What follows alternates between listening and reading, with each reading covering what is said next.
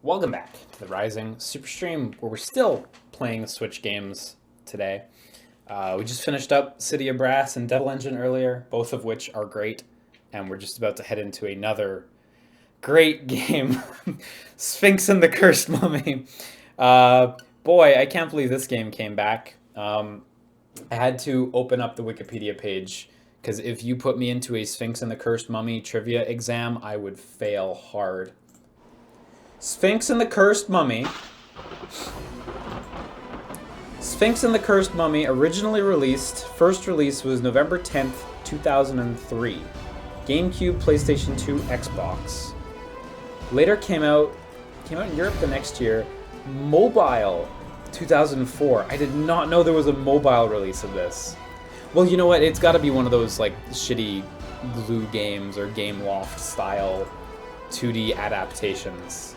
There's no fucking way it's like a 3D version of 2004 phones. Forget smartphones, like feature phones, you know? And then this came out, yeah, on PC in 2017. I remember when that came out being like, whoa, blast from the past. And here we are on Switch, January 29th, 2019.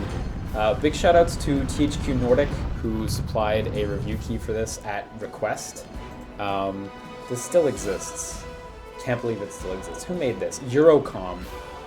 I would not have remembered that. Originally published by THQ. Is there an opening movie, or are we just repeating the sequence? Just repeat the sequence, okay. Touted as a PS2 and GameCube title, it would ultimately launch on the Xbox as well. They created an original engine for this game. I guess a lot of people were making original engines for their games at the time, so that was kind of normal. Look if there's anything else remarkable. Yeah, THQ Wireless made a Java 2D version for phones, which is a totally different game. Also, there is apparently a bug in the original game where you can save somewhere and trap yourself permanently. That was fixed in the 2017 PC port onwards. Wild. That's awesome that they actually came back and fixed a pretty major bug. So what did they, I know nobody else cares, but what did they make just before this? So just before this, they shipped Buffy the Vampire Slayer, Chaos Bleeds, Harry Potter and the Chamber of Secrets, a game that I actually played all the way through. And just after this, they shipped Athens 2004 and, oh yeah, Spyro: A Hero's Tale. Right. I would say I need to brush up on Eurocom, but I really don't. I really don't need to brush up on them. I think Eurocom had a hard life. Priya says he asked, he cares. It's good. It's good that someone cares. Jorgaman says, wait, THQ still exists? Yes, no. So THQ as it stands now is a completely different company from what THQ was before. So today we have THQ Nordic. Basically THQ shut down and they sold everything off at auction, and THQ Nordic bought a ton of their stuff, including like Darksiders and shit. But one of the other things they bought during that auction was the name THQ, and then they rebranded themselves from, God, whatever they were called before. Was it just Nordic AB or something like that? They rebranded themselves from Nordic to THQ Nordic. So in a very Atari / Infogrames style way, the THQ of today is simply another man wearing the husk of the previous THQ. Although they're doing a pretty good job with it, you know, honestly. So, Darksiders 3 came out. That's pretty good. Sinkama says, I'm curious, are those buttons the same as the GameCube or Xbox, just colored in black? I don't know. If I had to guess, they're probably new sprites that they made for this version. Because back then, compliance was really strict on buttons, like, looking very accurate. These are probably the Switch buttons that they made for the Switch version, I would say. But you're having some crazy game choices today? Yeah, someone's got to play Sphinx. And I guess that someone's got to be me. Let's head into the options. And let's just jack this up, because I saw that this was an option on the internet. Fuck it up. 8x multi-sampling, 16x AnySo. That's crazy. Also, you can change the FOV when you're in-game. This is a raw PC port, and that's not a bad thing. So apparently the performance is like not at all impacted by just jacking that up to the limit, so why not? If you've never played Sphinx, that's honestly okay. I don't think you missed out, really, but now you'll get to experience it. The time I feared has arrived. The darkness prophesied will soon descend upon us, and we need to be prepared. I have chosen you both because you have already proven you are my most worthy apprentices. The mission that you are about to embark on will be a test of your strength and abilities. Prepare yourself, for the path ahead will be highly dangerous. I cannot guarantee safe passage or that you will return alive. But you must go of your own choosing. Now is the time to stand down if you wish. Is the bird guy wearing pants? I can't tell. I see. Since you have both accepted the task, I will transport us to Uruk, the land of darkness. There you will need to find the Blade of Osiris, an old and powerful sword protected by the demons of Uruk. Prepare yourselves for the journey. Yeah, I would say this is closest to Zelda, I guess, if I had to pick an analogous game. Do you feel like it was close to Jak and Daxter, Commando Joe? Yeah? Maybe. I don't know. I haven't played enough Jak and Daxter to be sure. I certainly haven't played enough Sphinx to be sure. Nobody knows what goes on beyond those walls. At least nobody alive. But I can clearly feel the evil nature of that monstrous building. It just feels bad to me. Look, as you can see, the piercing fiery ray is active, and that troubles me deeply. Never finished this game as a kid. I think most of the game takes place in there, but we gotta work our way up to it. Legend tells us that it protected the castle and the surrounding area of Uruk with a formidable power. This area is full of traps and obstacles, but nothing as devastating as the ray. Beyond this point, my powers are useless. I'm afraid I can't accompany you any further. Now both of you must search out the magical Blade of Osiris. Only if you work together will you have a possibility of finding it. Good luck on your quest, my brave young adventurers. Spirits away. Thanks, Gene Spadowski. I appreciate the kind words. I am doing well today. Yeah, it does remind me of Vex, but I think that's just a subconscious, like, association and not like a real gameplay association. So we can crank up the FOV if we want. How high does it go? 110. Wow, that's big. Oh, that's real big. That's too big. I don't like this. It makes me feel uncomfortable in my stomach. Oh, it was 60 before, right? Or 64. Can't get it back to 64. I guess I'll just put it up to 70 then. When the FOV's too big, like, I know this is just because I'm weak, but it makes me not feel good. You want the fisheye look? No, I don't. I hate his idle stance, says Sinkama. Yeah, he looks like a DreamWorks character. Yeah, those are explosives. Let me see if I remember how this game goes. I think you can get rocks. Yeah, there we go. And what do we do with the rocks again?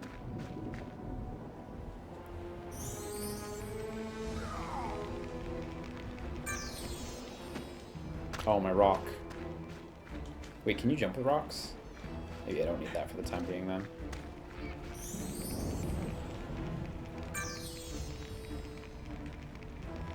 Yeah, people who can play with the FOV at like crazy numbers on PC games, like, they're truly powerful indeed. I'm just holding you back. It's been like a minute. We've been out for like less than a minute and you're already accusing me of holding you back. Ah, yes, okay, so this guy I think wants the rocks.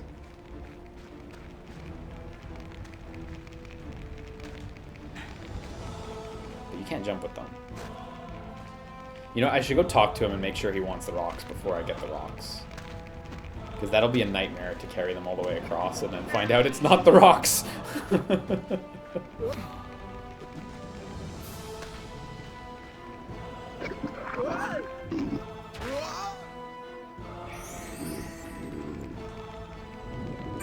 Yeah, he wants to eat something.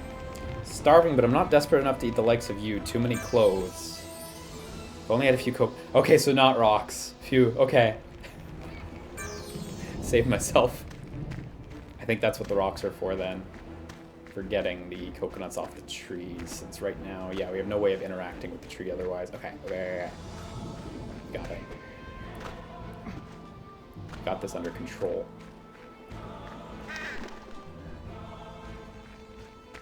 This tree actually doesn't have a coconut on it. There was one over there, so that one will be fine. Nice! Damn it. Was there another rock somewhere? Fuck me. So for the record, you will stream TAC if that gets re-released, right? I guess I will. Who wouldn't want to stream TAC and the power of Juju? Yeah. Sick. There must be another rock around here.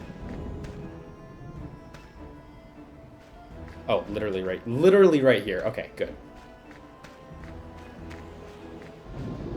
Yeah. Nice. Let's just get the second one. For posterity. Watch, he's gonna want 3. Because rules of 3. There's also a snake, but I don't want a snake, so.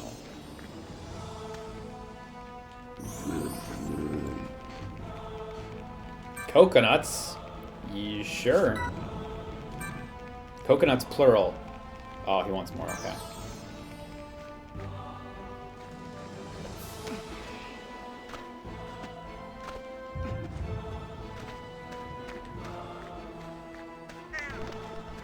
Man, this is like sure how you just grind the pacing of a game to a halt.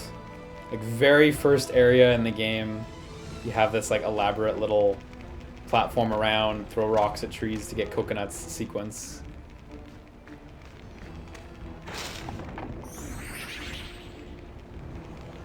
I remember this game got lambasted for that sort of stuff. I mean, the game was received relatively well. Like, it wasn't a hated game or anything, but I think it reviewed fairly, like, okay as well. Not, like, wildly good or anything, but I vaguely remember, like, meandering level objectives being a thing people criticized.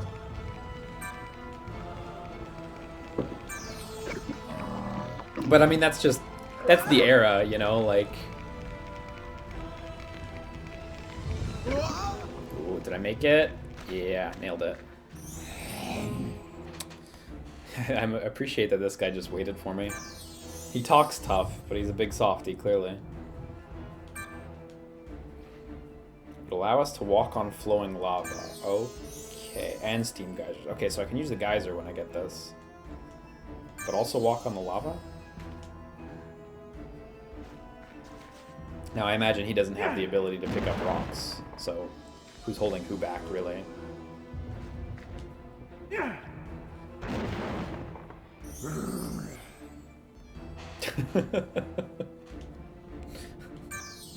What a Falco.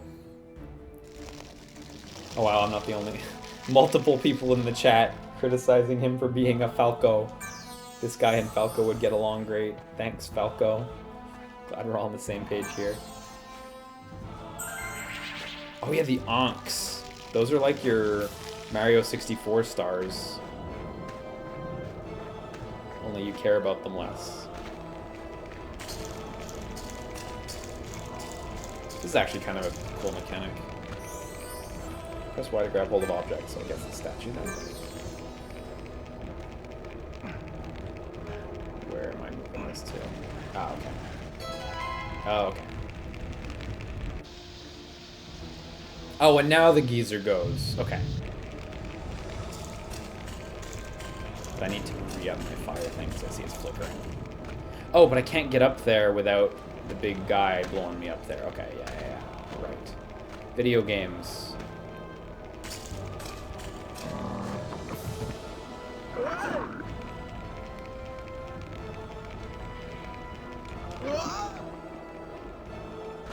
Oh, you're right. I didn't check behind the lava fall. Maybe there is something there. I can head back. If I'm not going to push the thing, like, I should have more than enough time.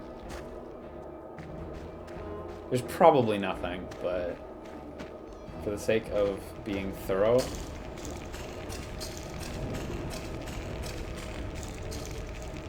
Yeah, it's a wall. Just keeping me honest. Yeah, okay. This is my commitment to the world. Now, please don't run out.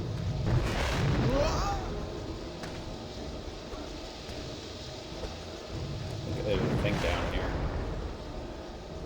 Oh, there. I thought I went back there. Okay, you have way more than enough time.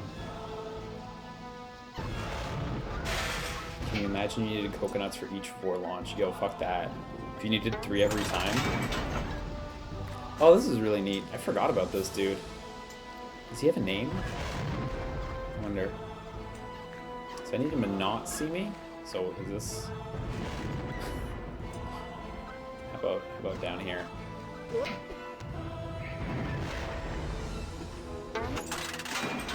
Need to juke him better.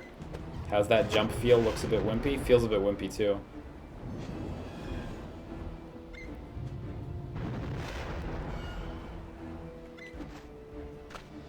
Yeah, there we go. Yeah, hopefully we'll be able to do Hollow Knight soon, Ixaya. Yeah, I fully intend to. More so we're caught up for the next Hollow Knight rather than for like bloodstain purposes, but yeah. That's just the dead end over there. Whatever, I'll be fine. Amazing strategy.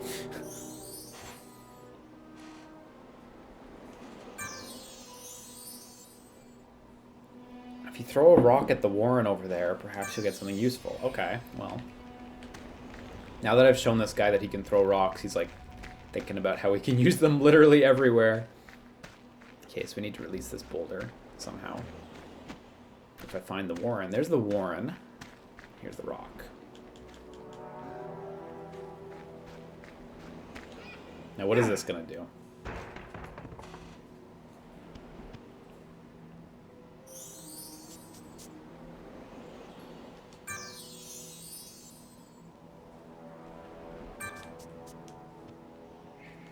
Okay, so just lure them around. Okay.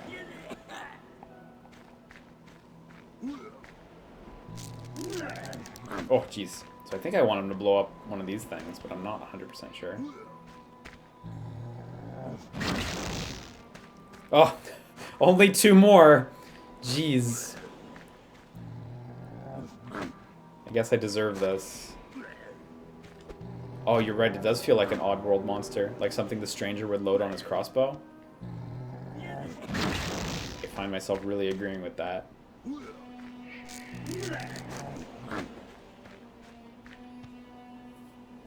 They actually follow you really, really far, so this isn't as painful as it first appeared.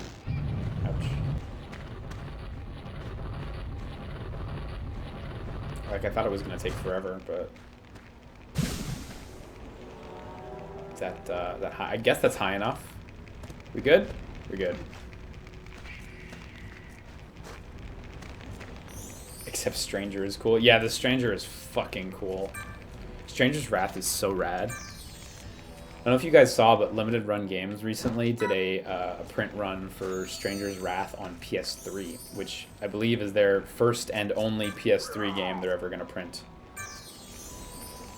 So you can get a physical copy of Stranger's Wrath on PS3, PS4, and Vita, in addition to the original Xbox release.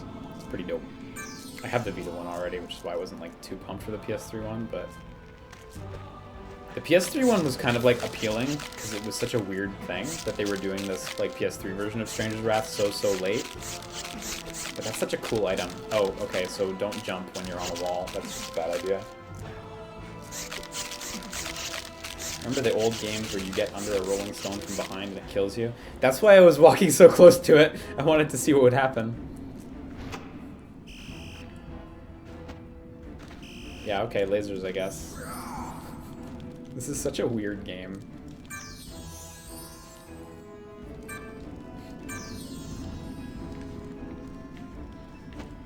Like, are these laser eyes cohesive with the rest of the world? I don't know. Sphinx and the Cursed Mummy has always been a too high level a concept for me.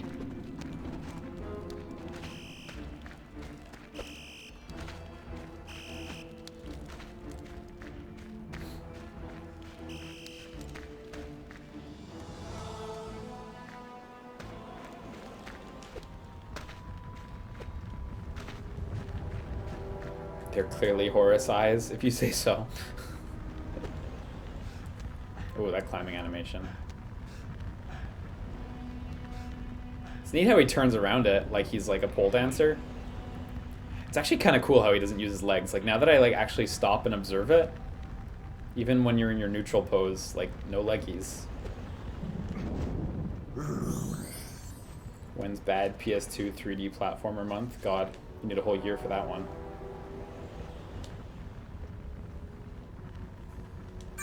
I want to play Whiplash. Vex and Whiplash are the two ones I really want to get to.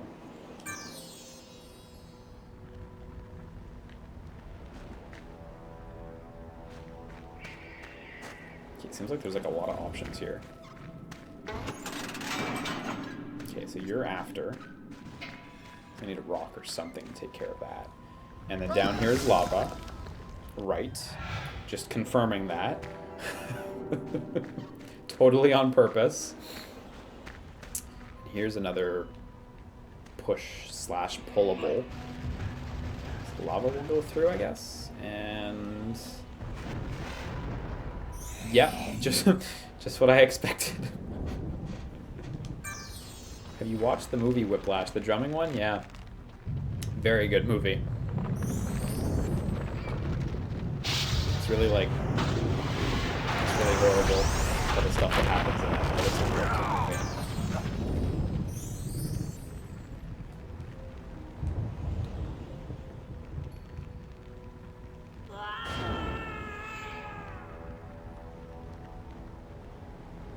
I forget, does he just die? Is he just dead?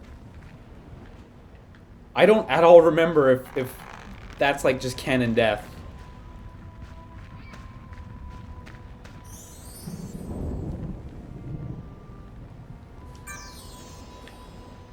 Thank you for building this zip line.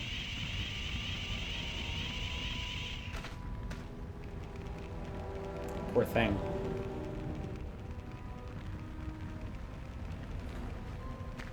I gotta say, it's kind of nice how you can like actually see the space leading up to the castle here. It's not like just a purple mist and then a castle on the skybox, but like you can actually like gauge the physical distance and relationship between this area and the castle. It's kind of nice.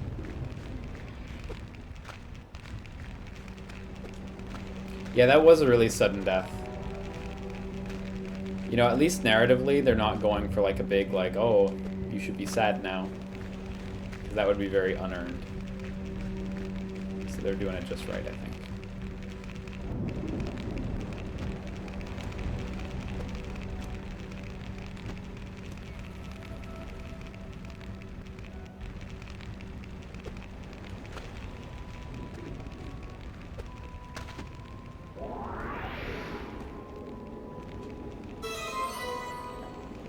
He just cannot get that DreamWorks smirk off his face. Just there, he had it going one way, and then he switched the direction of his smirk.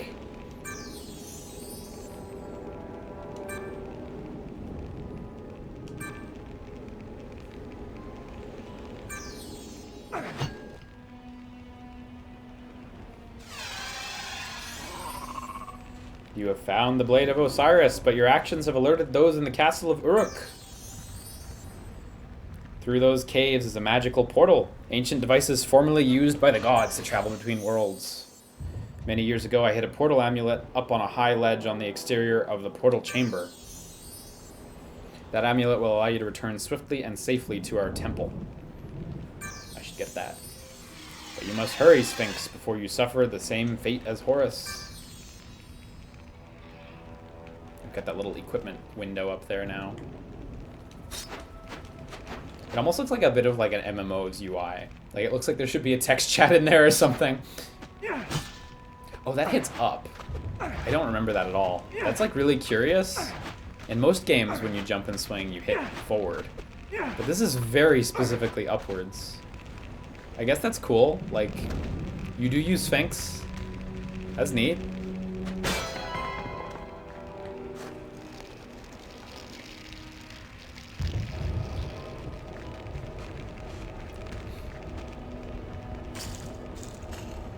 Camera takes a long time to like reposition horizontally. Ooh, jeez, come on. Ah, there we go. We're good. Is there a launcher? I'm gonna go with probably, definitely no. Can I actually change the camera's vertical speed? I can't. Oh, that's unfortunate. Horizontal is just fine. But vertically, it's really slow, and so when you jump down from a ledge and the camera's like tilted above you, it takes a long time to get it back.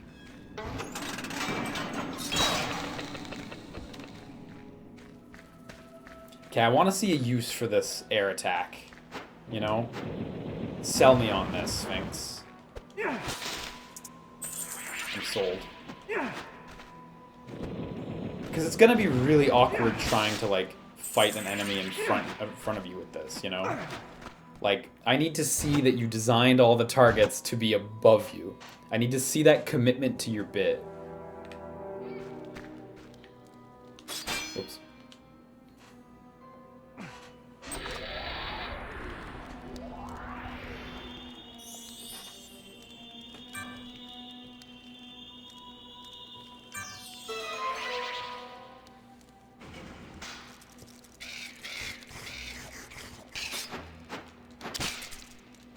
I'm like almost dead, by the way.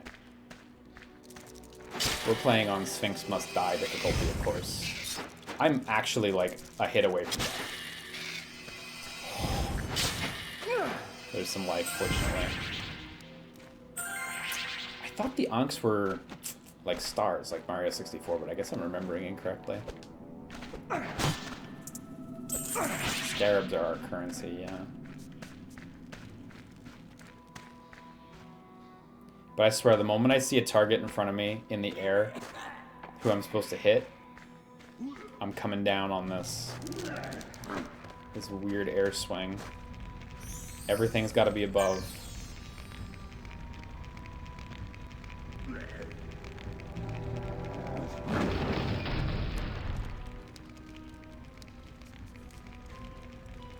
Sorry, was that platform already there? I didn't read the little tutorial tooltip for that thing because I assumed it was like, you can break this. But now I'm like, what did I break it for? Maybe that platform wasn't already there.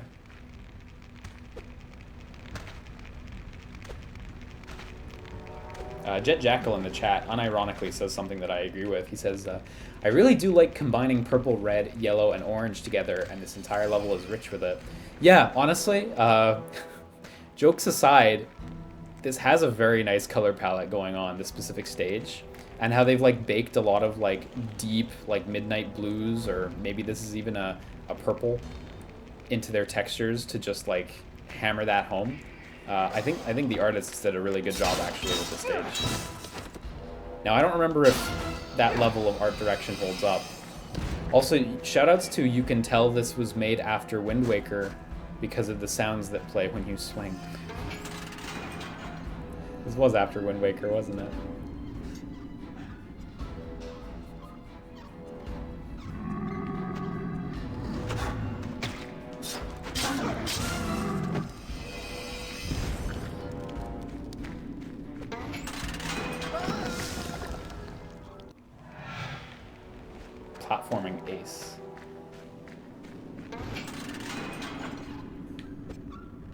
platforming. Ace. You can't blame something for wanting to rip off Wind Waker. Oh no, I'm not blaming it, but you can tell. Forgot, it was a hold B to jump further. His jump doesn't feel great. Someone commented earlier saying it was a weenie jump or something. It's accurate. And the scarabs. There's no scarabs in all the trees.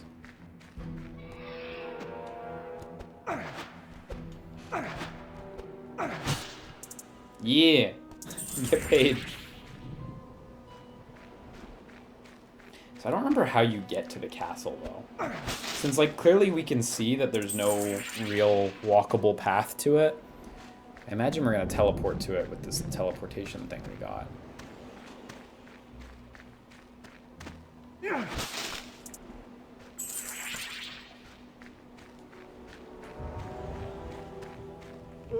Oh, jeez. Didn't even notice the gap.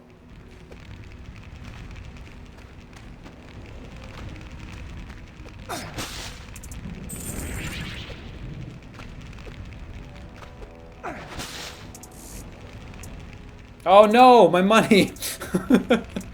Oh, you can see it going down in the lava now. Also, you can hear it making little clicking sounds. Yeah, you can kind of use the air slash for some extra air.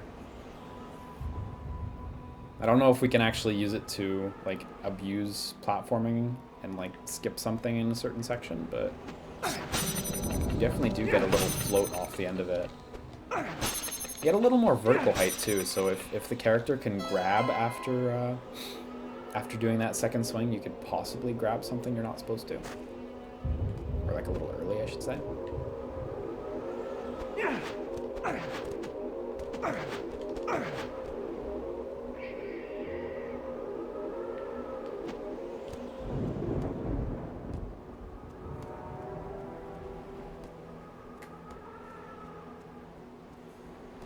Oh, fuck. Oh, wow. Saved myself there. I remember you played Banjo-Kazooie on Rare Replay and loved it. Did you ever get around to Banjo-Tooie? I actually didn't. I just became busy and I just never got around to it. But I have Banjo-Tooie sitting around and I have Yooka-Laylee sitting around. And I'm keen to play both of them. And I know what you're all going to say about Yooka-Laylee, and I'm still keen to play it. I have the physical release on Switch, actually. I got it from Limited Run. So I was like, yeah, that's a game I want.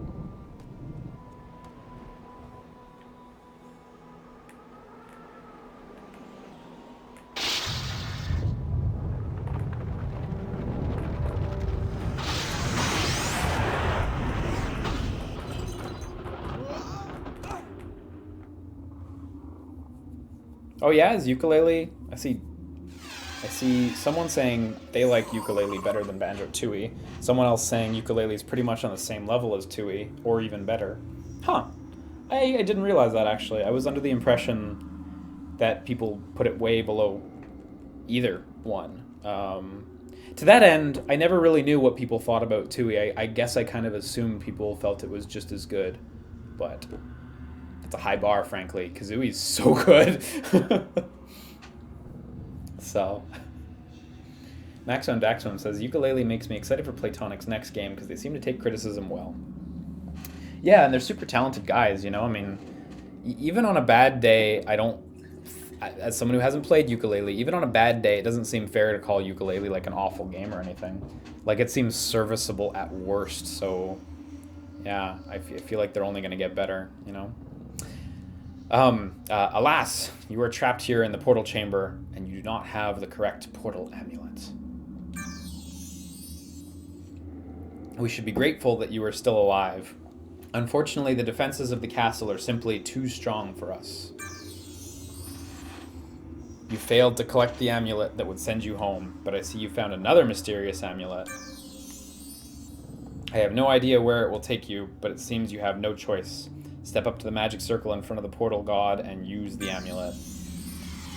Yes, I guess this is how we get to the castle then. Tutorial area over. It's a very, unless I'm forgetting, because I kind of remember the game majority taking place in the castle. Unless I'm forgetting, that's a very like abrupt cutoff. Like, this is tutorial area, this is castle. And maybe I am misremembering. Maybe in practice I'll find that you actually do go outside more than I think. But it's definitely not a smooth transition from one to the other. It just feels like outdoor time is done now. Castle for the rest of the game. Well, it's fine. This is fine. Whatever. Hmm?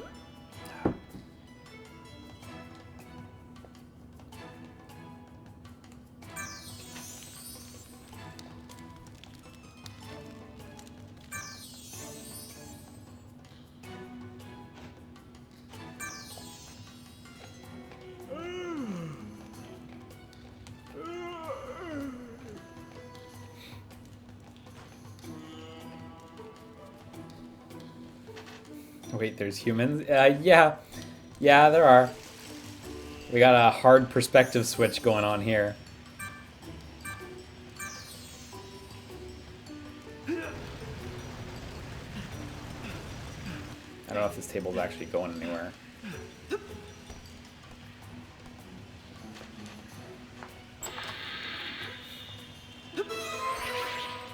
I was gonna say, is this just the key for the other cupboard over there?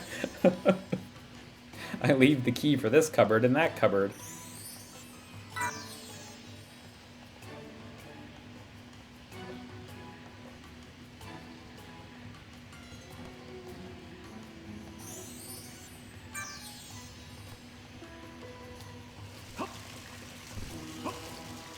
His jump actually feels better than Sphinx's. Oh yeah, can we wear this? Yeah, I want to put that on instead. Nice. Hmm?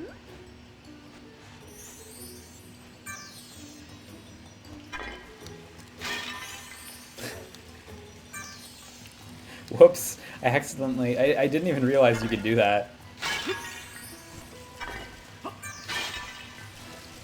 Is there a reason to destroy them all? Other than a reckless disregard for my servant? That's fine. Not the pink one, it's really ugly. No. Let me out. Oh my god, are you actually not gonna let me wear this out? Oh, shit! Seems like I actually have to put this one on. I guess if I went there in my pajama jams, she'd probably tell me to put those on, to put clothes on first. And I don't suppose there's any way to put your pajamas back on. Yeah, it doesn't seem it.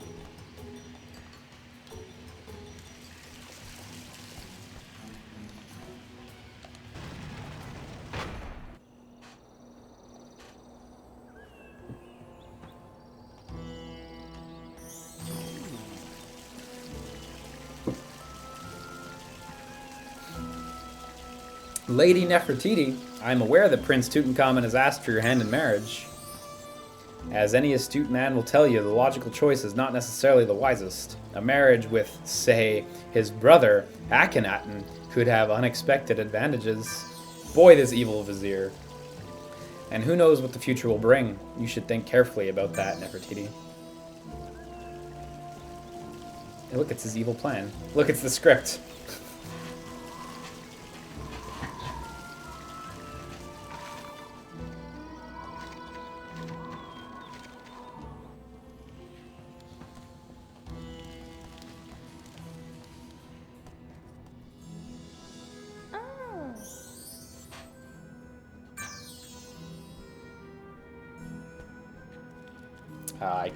I think I have the key for this. Yeah, there we go.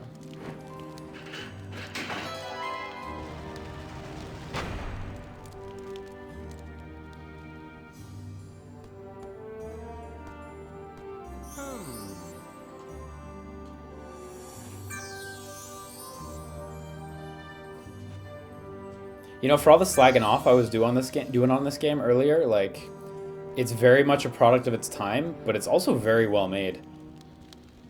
Seriously, I'm kind of impressed with it, actually.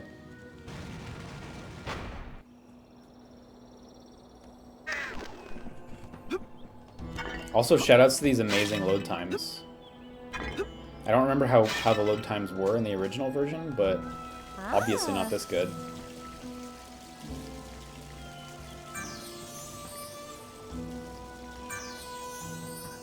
Oh, now the crow's got it.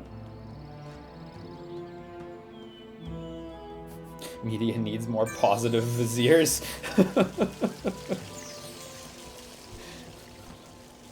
Yeah, I guess they are always assholes, aren't they?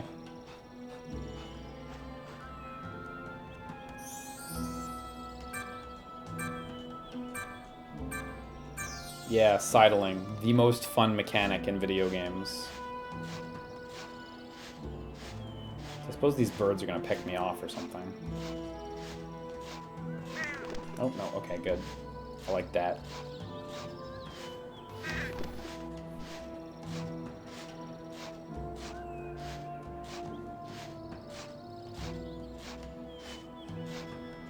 Big shoutouts to Wind Waker.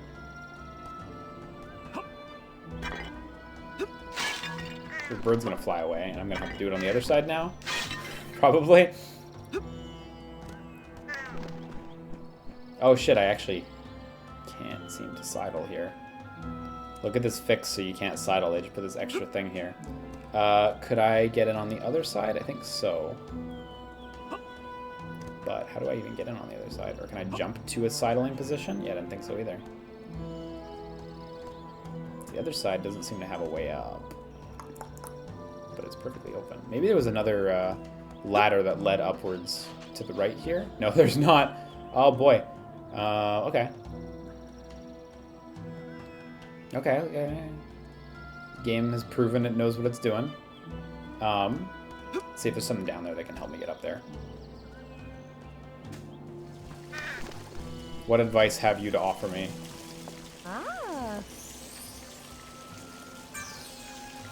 Thank you. Much obliged.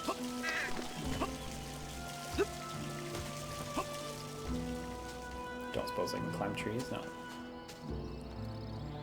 Okay, so I suppose let's just try climbing up there again and thinking harder. My fatal flaw.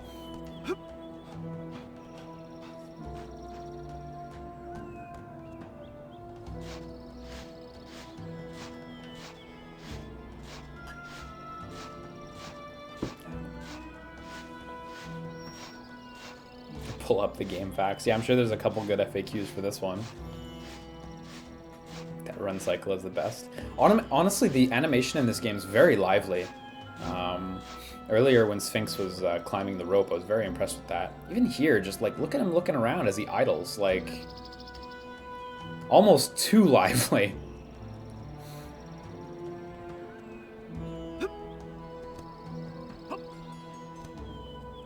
Okay, so what was my option here? So I can't actually sidle there. I don't think I can grab the ledge in any way, shape, or form. So I obviously don't think that's the way forward. Maybe I have to backtrack. Maybe I can jump through the trees? No, those trees are too far apart. Because that other side clearly has a way in. Maybe I could move the ladder? Is the ladder movable? Look at those doves up there.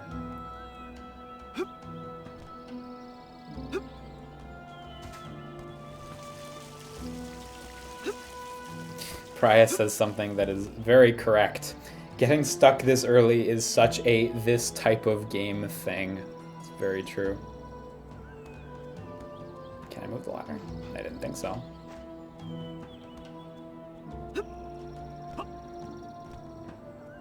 Okay, let's back up. See if we can find something to help us out. There was, of course, still my wardrobe that I didn't get to go into. Is this guard still there? He's still gonna block my way, I assume.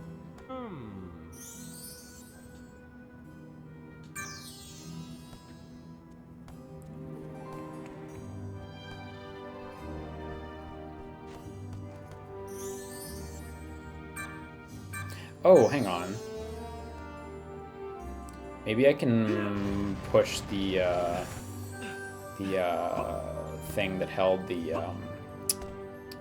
flower pot that I broke. Maybe I can push that into a position. I don't know. I don't know if it's tall enough, but we can try.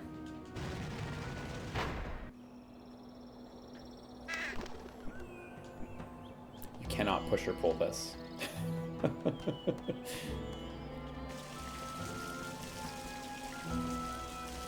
For all our lessons on pushing and pulling things, it is not actually the solution right now. This Harry and the Potter Sorcerer's Stone for PC ass music.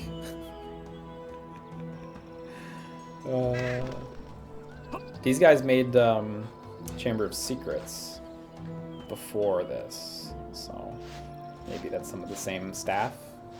Cast Flipendo on the potholders. Oh man. I remember that Chamber of Secrets game very clearly. But even as a kid, I was like, this isn't the best. This is bleh. I finished it, but it was no mystery to me. Oron says, so like, oftentimes people say stuff like, this looks like a PS2 game, but I gotta ask, is this actually a PS2 game? This is actually a PS2 game, yes. Oh, look, the bird's back, actually. Is the solution potentially just to go around the back and stealth it?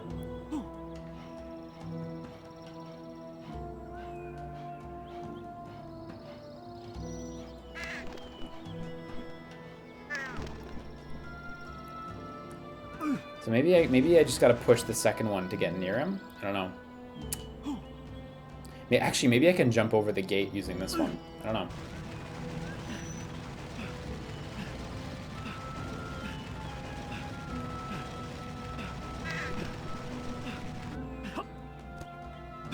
Yeah, there we go.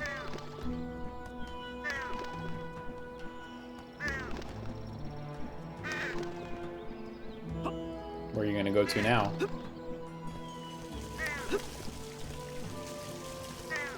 There we go, he dropped it. Great, perfect. I was worried he was gonna loop and I was gonna have to figure out some way to interrupt his loop. Ah. Wonderful! Got it. Need to talk to you about this letter, but not here. Someone might be listening.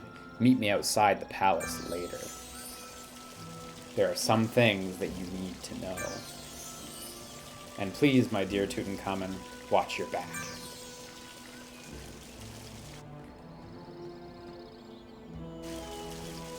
Yeah, alright.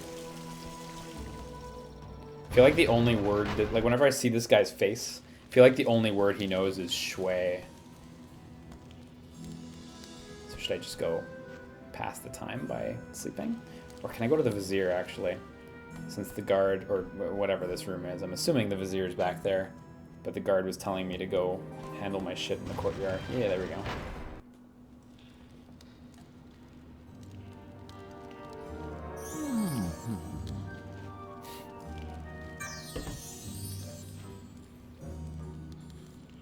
I wonder who the villain is here.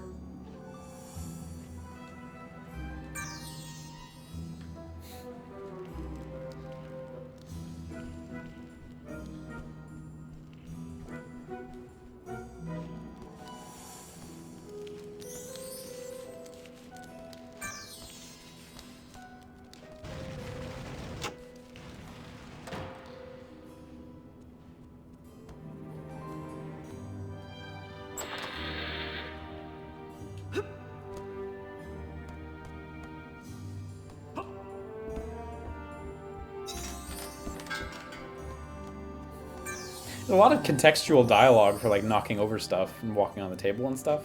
This is neat.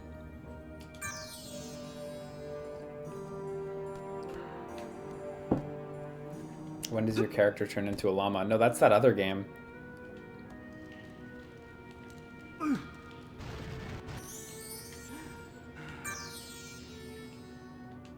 So I suppose I'm going to need this later.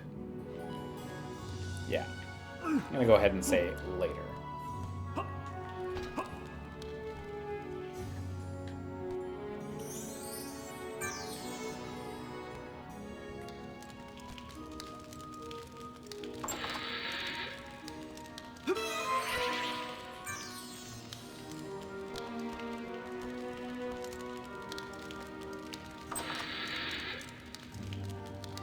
We're playing this on the Switch. Horses Are Dumb. This came out in January on the Switch.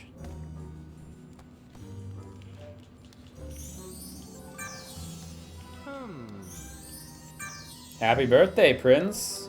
Thank you.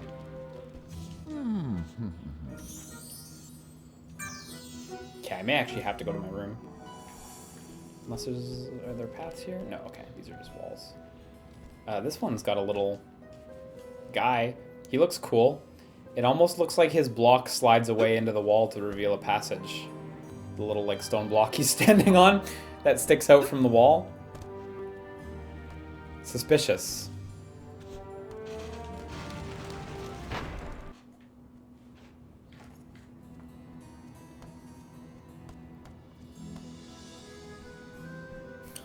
Horses Are Dumb says, I'm gonna buy this for my little brother. Honestly, your little brother will probably get a big kick out of it.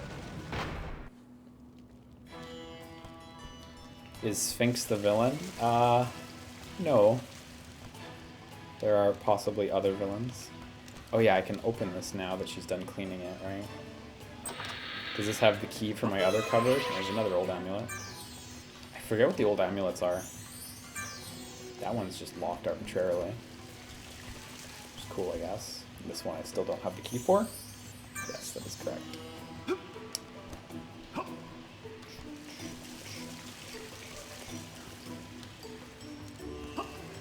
Okay, so what now? Nefertiti said to meet her at night, but I cannot sleep away the day. So I don't know, let's just fuck around. Oh man, there's a whole monster page. I did not remember that. Notes. Quest items. 2 out of 8 old amulets. What are these? Found in the Palace of Luxor. Okay, so those may or may not be for something. And no ability items.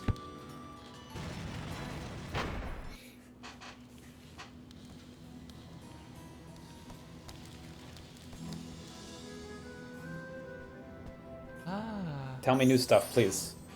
There we go. Amazing.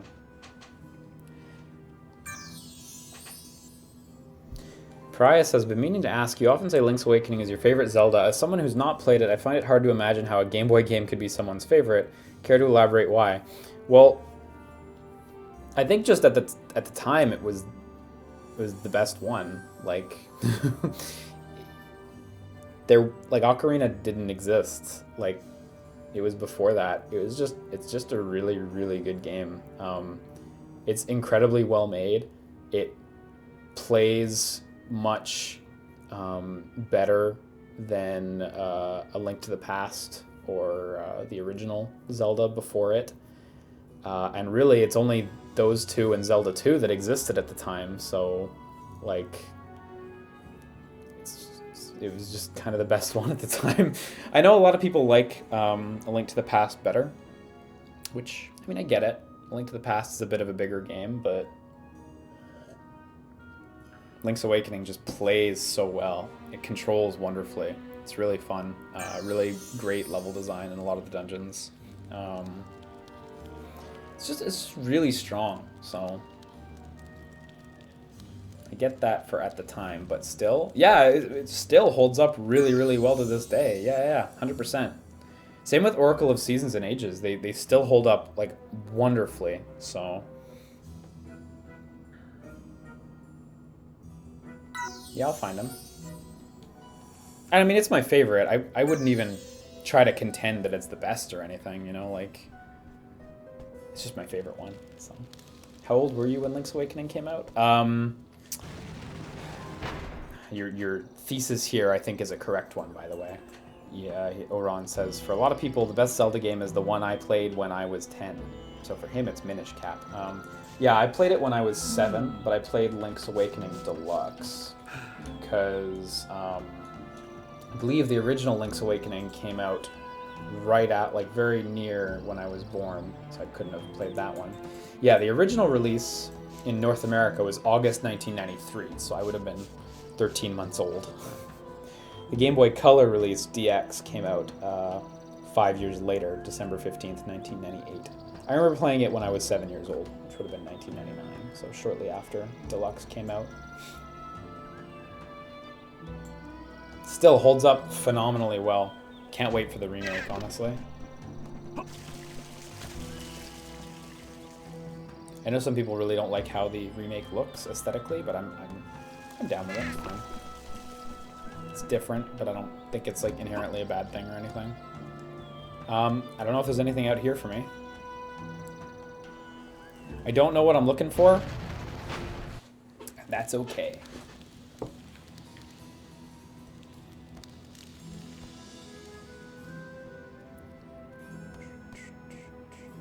No problem, Pariah. I'm always happy to talk about Link's Awakening.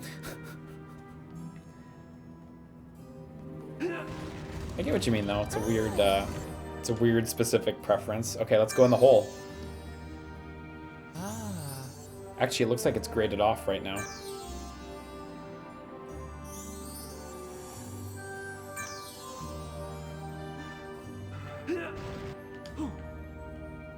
Yeah, it's blocked as for the time being.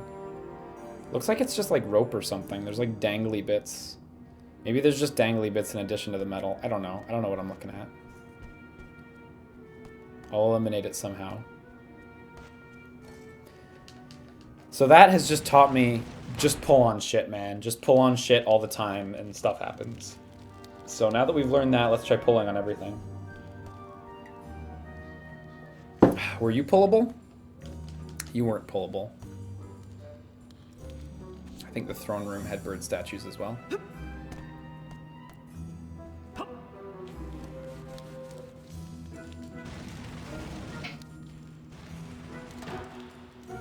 Oh, the throne room has big Sphinx statues, but oh, dude, oh yeah, it has bird statues in the corner. Yeah. Okay, let's pull that shit.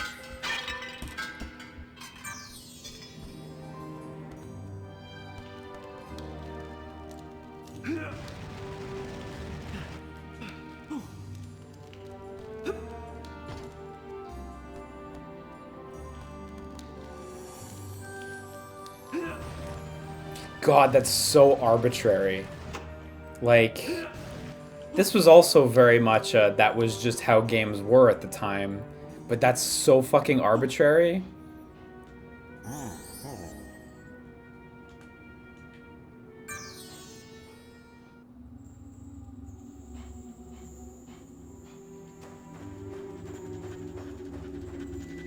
Can I pick up the lizard? No. Cool, it's just a cute little lizard. Oh fuck, there was a key behind the pot I pulled? Are you serious? Damn it. I was too busy thinking it was arbitrary.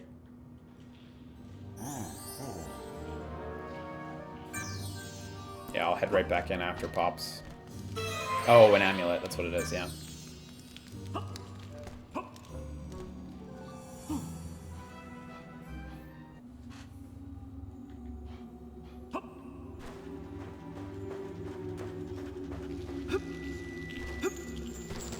Nice chains.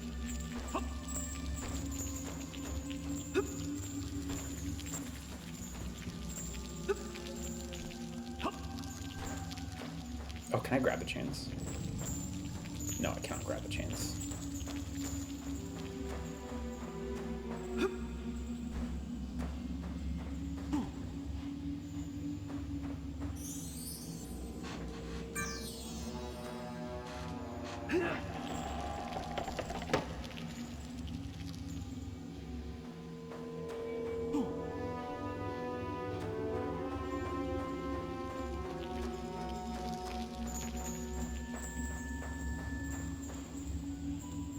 Big shoutouts to whoever set up these levers.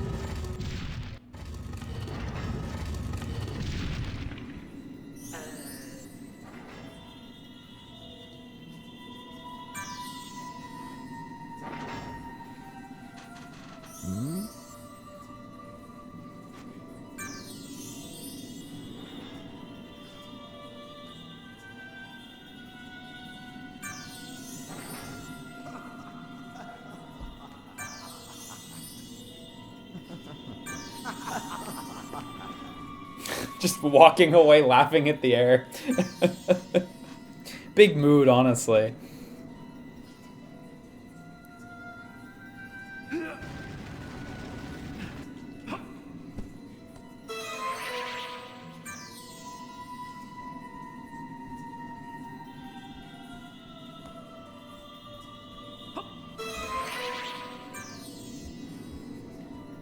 Can I pull this table for arbitrary things? No, I actually can't. Nope, dead end. Go back. Yeah, okay. I guess something's gonna happen though now.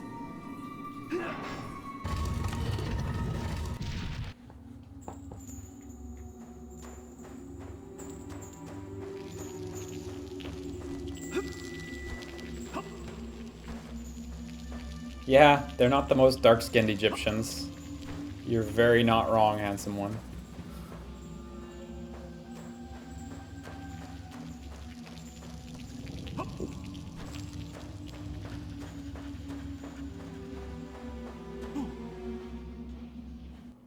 Makes me think of that movie, Gods of Egypt or whatever. Where it was like, I think it was mainly white actors, if I remember right. It's just like, yes, that's what Egyptian people look like.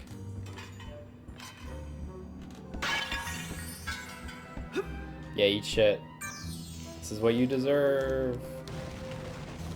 Okay, so I imagine that sarcophagus key. Gonna go ahead and just guess that that's gonna help me get out of a sarcophagus later when I get trapped in one. Treasure room. Ooh, I wanna get in there.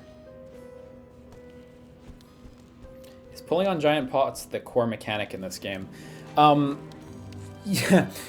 Yeah, kinda yes, kinda no.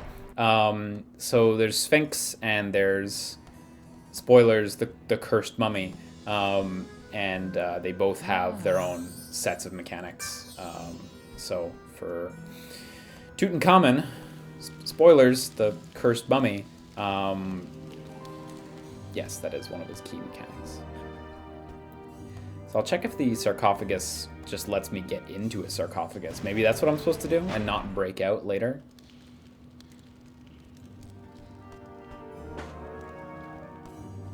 Yeah, this lady's still cleaning that one, so I doubt it's that one I need to get at. Let's see.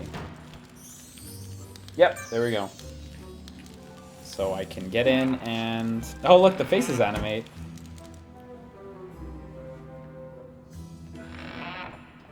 Come out elsewhere. I still think this is such a weird mechanic. Just teleporting a sarcophagi. Let me see if one of the collectibles is on the other side. Because they did not up the game's draw distance, and I've seen pick up items like draw in as you get near. Oh, you can actually grab ledges after you? Neat. Oh, specific ledges. I see. This one has a wooden border to it. Like how you have to manually do it. Like literally turn yourself around in the air, man.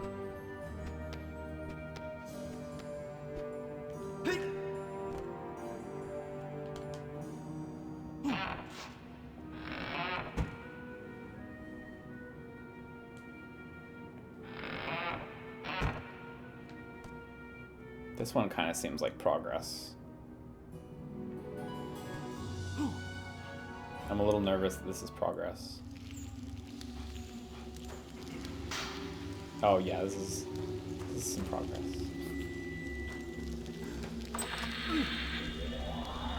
So we're at 5 now? I kind of feel like one of them would have been if I went with the other teleporter.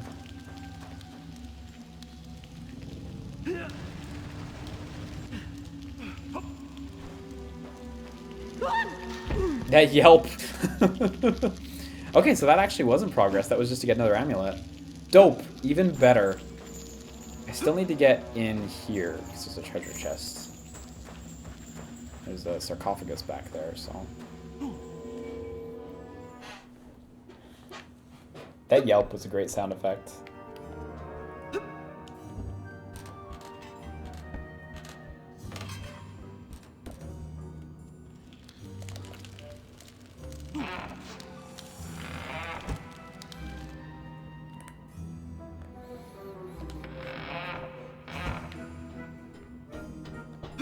Oh my god, no, don't drink the sarcophagus juice. You'll fucking die so bad. I swear if anyone drank that, they would have fucking died. I'm not much of a science man, but the amount of fucking bacteria that must have been in that thing. I do wonder what it smelled like, though. Would not have drank it.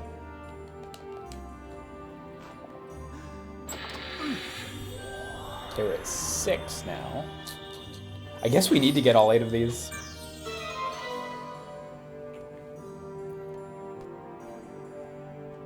Yeah, death you guys reckon too? Good. I'm glad. Giromon says they think they read that it smelled like cheese. That's surprisingly nasty. Oh yeah, is that door unlocked? I forget.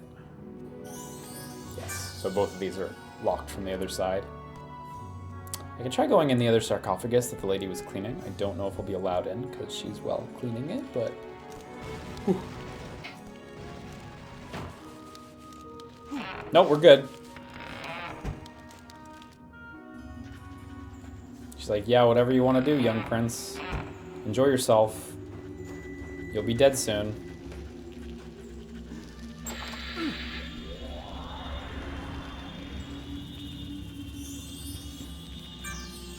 Oh, the wardrobe key. Okay, cool. That probably has another one of these things in it. Where does this lead? This leads out the other wardrobe? You know, that's goofy. And I don't think it makes any spatial sense. Because, like, yeah, it doesn't make any fucking spatial sense. Because when you crawl through the tunnel behind the chair at the end of the table, like the king's seat, the throne, the exit from there leads you here. It doesn't make any fucking sense. I guess there was a long tunnel in there that got abridged. But I'm actually very into that bringing you out here. That's goofy, and it works. And it also works really well with the fact that they just gave you this key. So you don't even have to worry about walking. Oh, it's another one! I thought it was just gonna be a fucking one of the 8 items we need. This is way better. I am very into that. I really did not expect another one.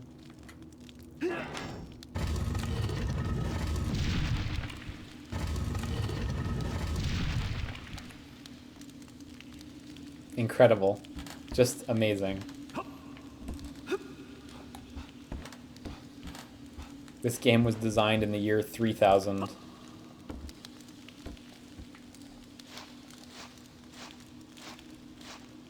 Can you change outfit now? Oh yeah, it's true. Maybe you could change into the pink one and escape. And maybe someone would comment on it. Game looks charming. What's it on? PS2, Xbox, GameCube, PC. I think it's only on Steam, but I'm not 100% sure. And Switch now.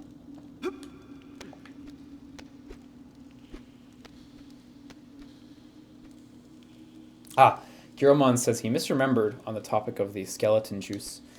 The juice is sewage, and they found an ancient wheel of cheese on a separate occasion. Okay, so the cheese was separate. Okay.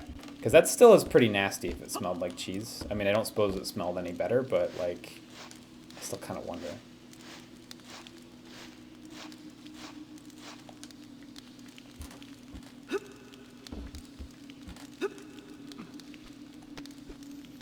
Shards of Glass Man says, I just looked it up. I thought this had a show, but I was just remembering some show called Tutenstein.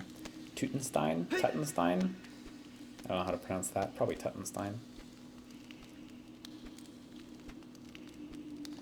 It makes me think of Flying Rhino Junior High for some reason. Which was just like a mashup of everything. Yeah, here we go.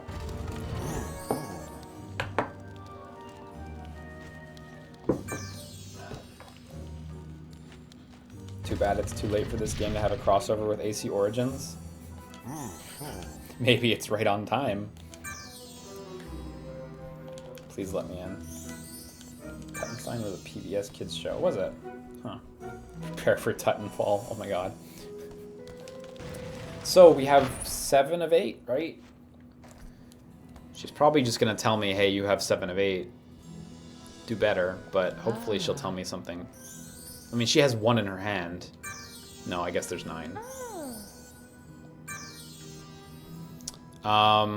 Okay, bedroom, I feel like we've pretty much done everything except for moved the other table, which... Let's fucking do it, right? Also, I'm not sure. Oh, well, there it is. Piece of cake. I was lucky that it just happened to be the first one. Can't speak good. Congrats on finally selling out. Looking forward to the Apex Legends stream. Yeah, I was really excited when I got that opportunity. I'm not very good at Apex Legends, which I guess you guys will all get to see tomorrow. But it'll be fun anyway, so...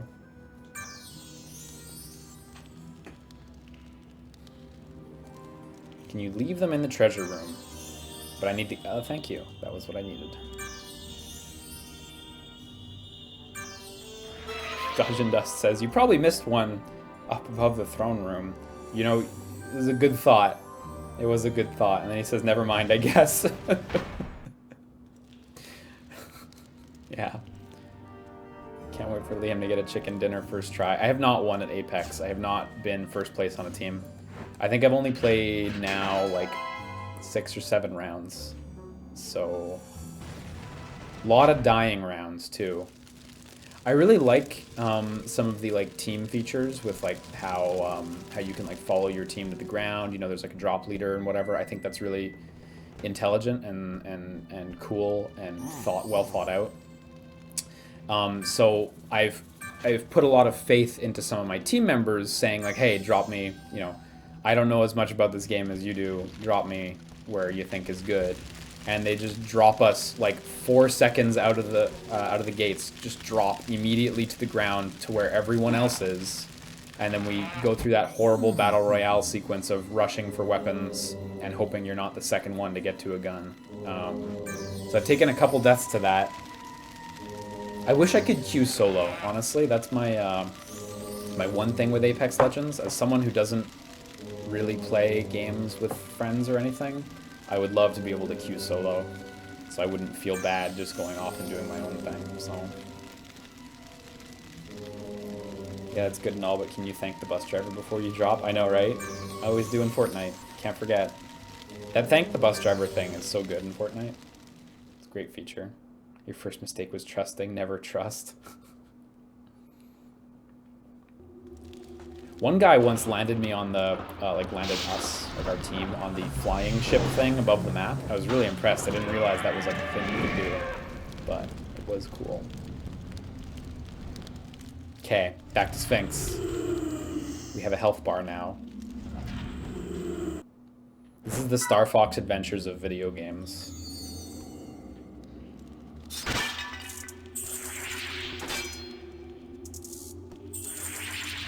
So we have 2 paths here. Okay, we have 1 path here. Did that just kill me instantly? You warp back to last save point.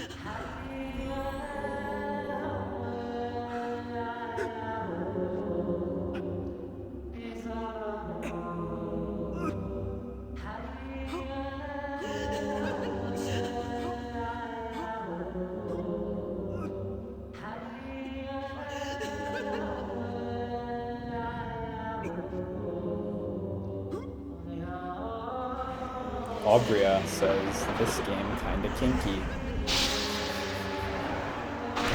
Yep. 2003 in game development. How do we kink up our games?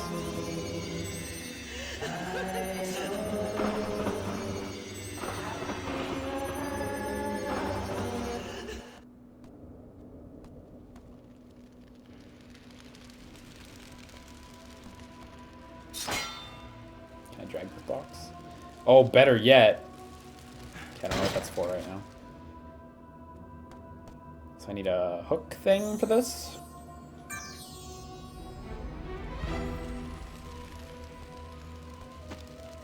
And there's some sort of platform. I don't know if that's actually for anything. Gonna assume no.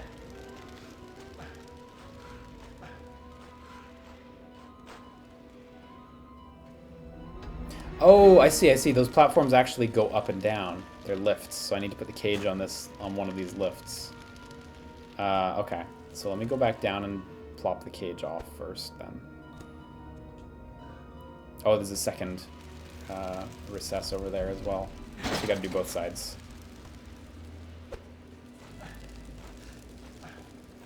Yeah, this ladder climb animation is very extra.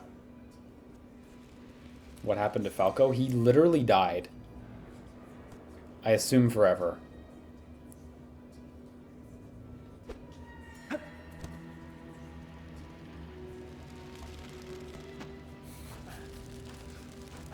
No Johns, but I feel kind of robbed on that one.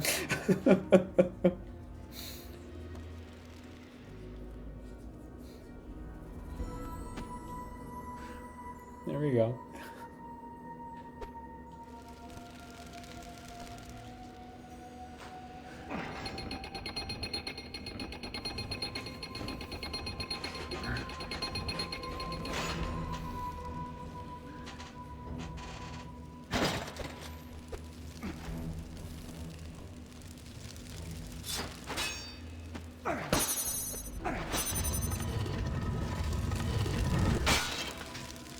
Thank you for all the upwards facing targets.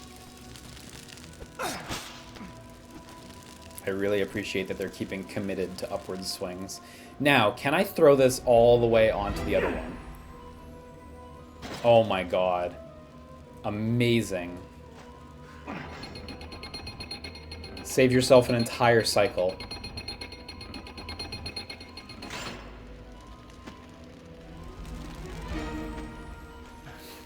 Considering there's like no button on that side or lever on that side to flip it over, that's actually really great that you can make that throw from that side.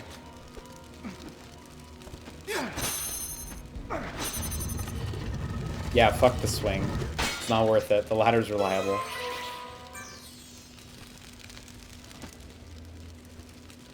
When did the speedrun start? We're already on world record pace. I'm gonna bring this over here just in case it has a use, but I think we may be done with it.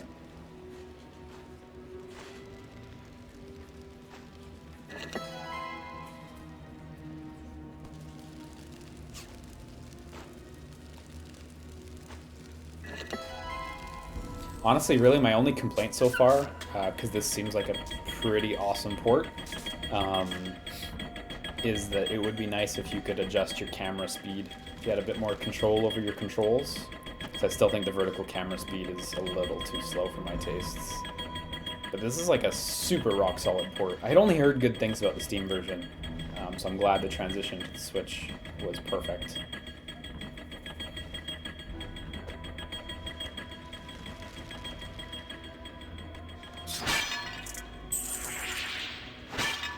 Oh, are we gonna play Simon?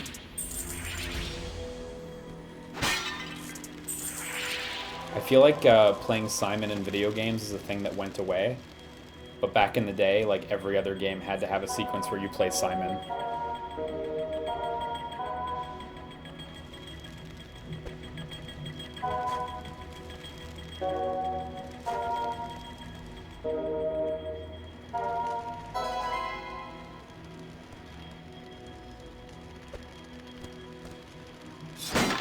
There we go. Yeah, no ramp up, just go in. 6 buttons, remember it.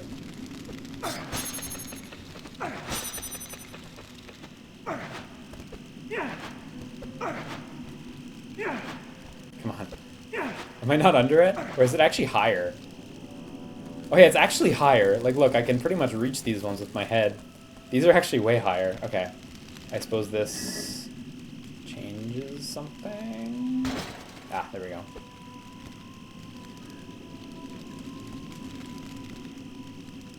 Let me put it right in the middle so I can hopefully do both.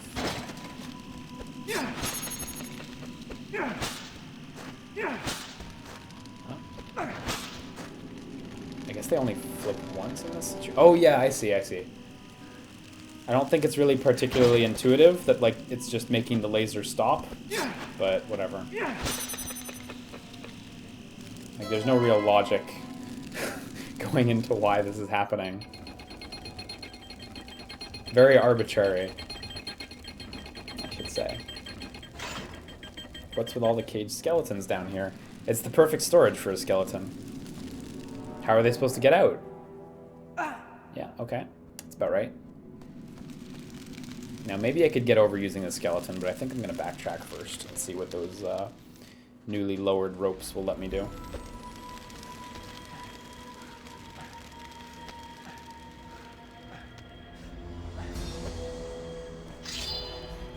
Nice. I was hoping I could just run along the ledge. Looked like there was enough space, but hitbox is too big.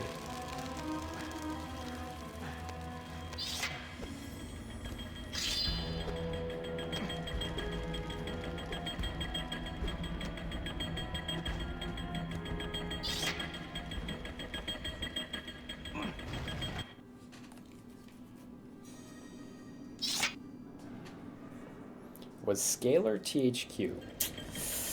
Was scalar THQ? Oh, that's a good question. I feel like it was THQ. I don't think it was Infogrames, because they didn't have a reputation for putting out decent stuff. God, who was scalar? Oh shit, was it Take-Two? May have been Take-Two then. That would make sense.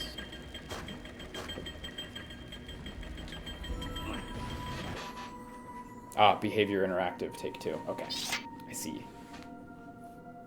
I'm glad there are big Scalar fans in the audience who knew that without having to Google it. I'm a pretender to the throne.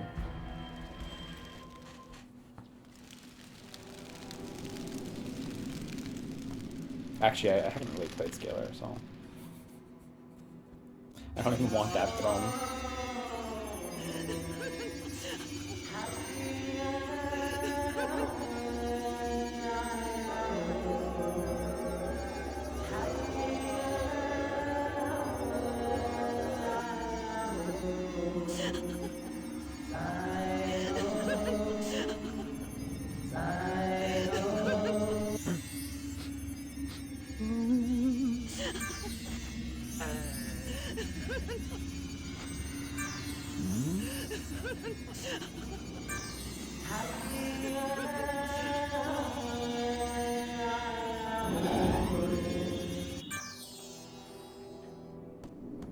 This is how mummies were made in real life, too.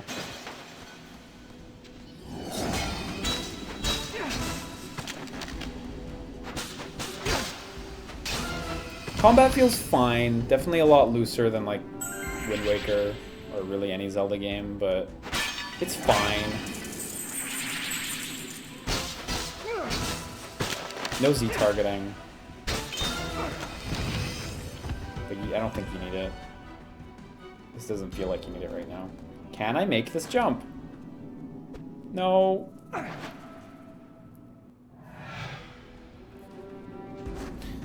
Let's go the other way. Nice. Can I use my air attack to hit an enemy on the ground? Yes, you can. Someone's got to do an air attack only run now.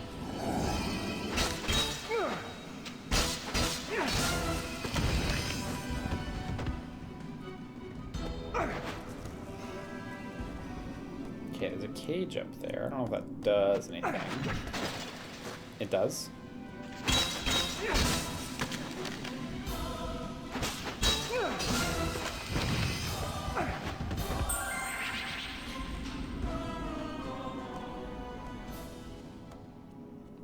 What animal is he supposed to be? That looks like a horsetail. He's a Sphinx.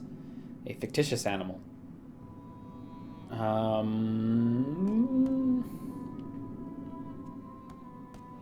Maybe I'm just supposed to jump it good, or maybe I have to kill all the enemies.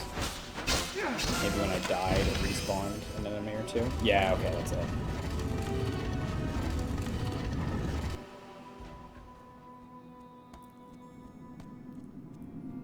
Nick Ten King says Sphinx was built in like 2500. Tut was 1300 BC. So you're saying this is like a timeline disaster.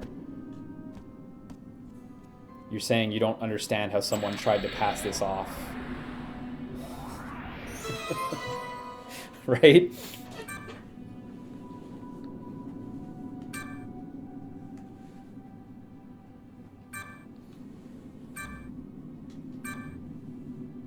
You ever play any Raymans? Yeah, I've played Rayman 2 on the Game Boy Color and Rayman Legends on the Vita.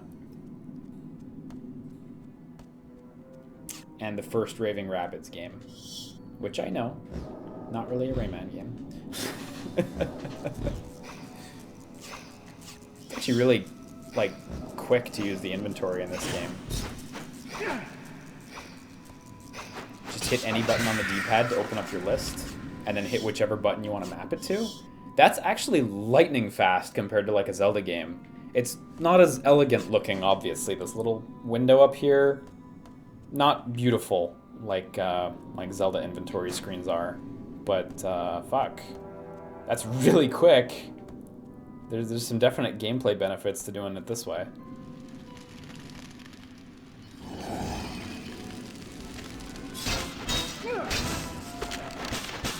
Yeah, of course it's the Game Boy Color version I played. Of course it is.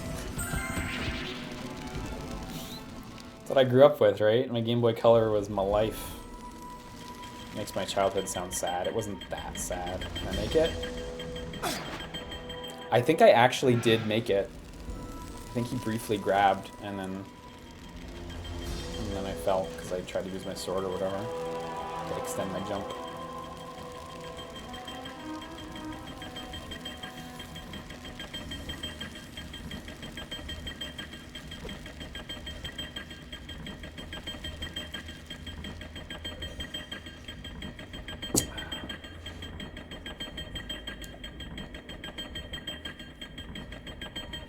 Does Kingdom Battle count as a Rayman game? I wouldn't say the Rabbids games count as Rayman games. Even though the originals were like Rayman's Raving Rabbids, like, I mean, maybe you could argue the first one, I think, counts as a Rayman game, because Rayman does still star prominently in the first one. But I think from the second onwards, they kind of lose that Rayman connection a little.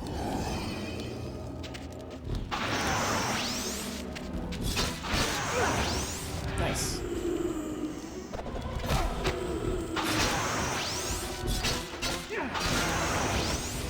Yeah, I don't even try doing combat and that at the same time.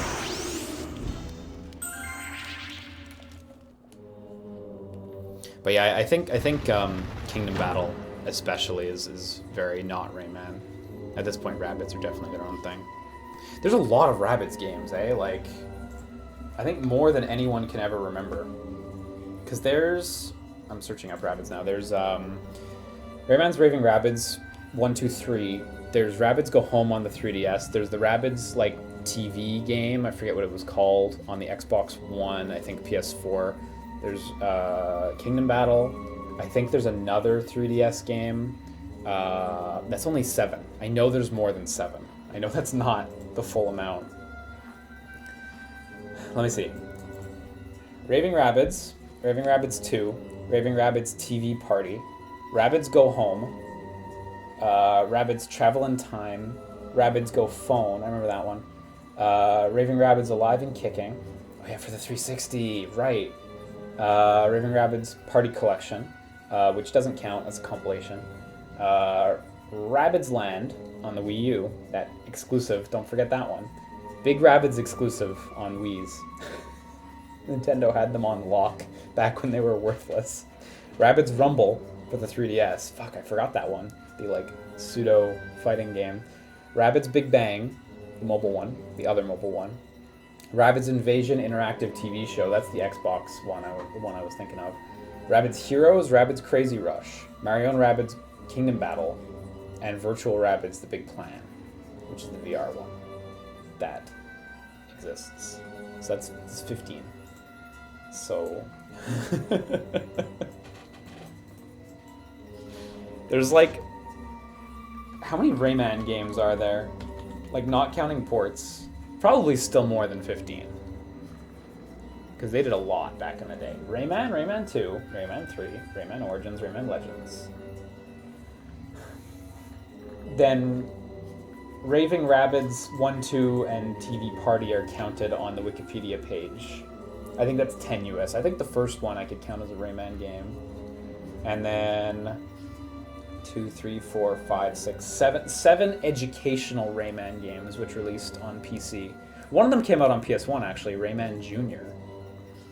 And then other, there are a bunch of other entries I'm not familiar with.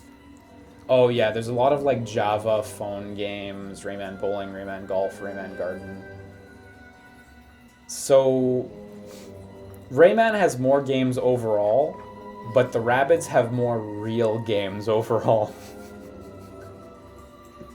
Rayman's numbers are very inflated by the educational games and by the feature phone games that's just slapping Rayman on this genre. So yeah. Who's Rayman again? Rabbids is where it's at nowadays.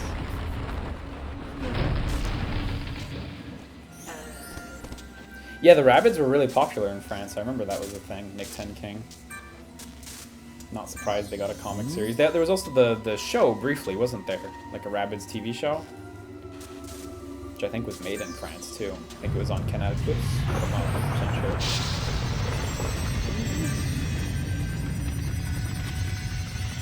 Yeah, I wasn't counting all the re-releases of Rayman 1 and 2.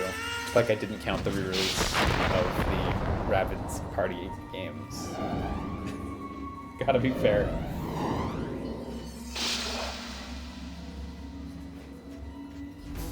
Yeah, I'm also excited for Rayman Crystal Chronicles. Jacob Tupop. The future of video games right there. So when you get hit and you're in that little crouching over animation after being hit, you actually can't attack. You can block during it, which is thoughtful. Oh, I wish I was good at video games.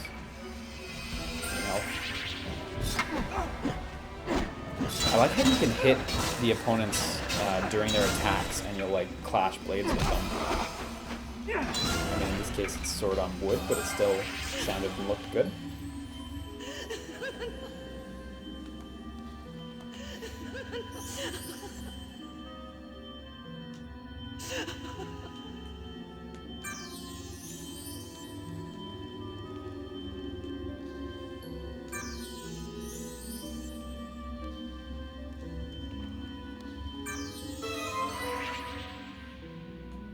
Yeah, I wouldn't be surprised if they made a Rayman 4 after Beyond Good and Evil 2 is done, when Ancel's free again. Wouldn't shock me. I don't feel like Rayman's ever gonna fully go away until Michel Ancel dies, but... And yes, dies, not retires. I'm gonna stand by dies.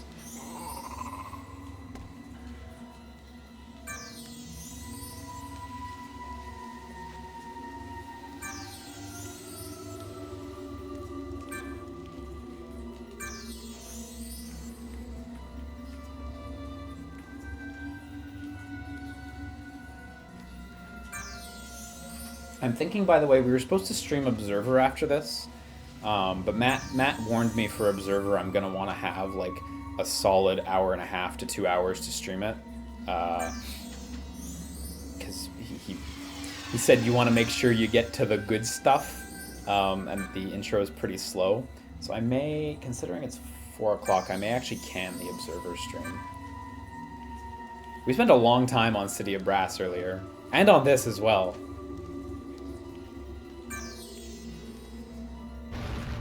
It's just been good games all day.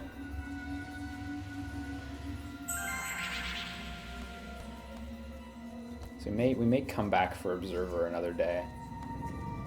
This deserves the time. Boy, does it. Sorry, yeah, I guess I'm supposed to take the rope up. Yeah. I thought a door had opened down here, but I guess it was up top.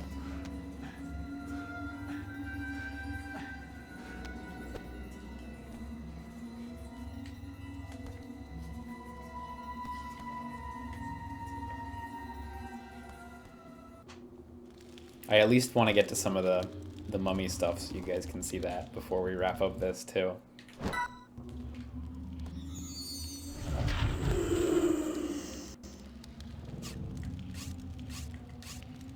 God, I forget which one we're supposed to use. I'm gonna use Mysterious. It's amused at your foolishness. You are already in a mysterious location. Whoops. Good bit of character there for this very scary Sphinx.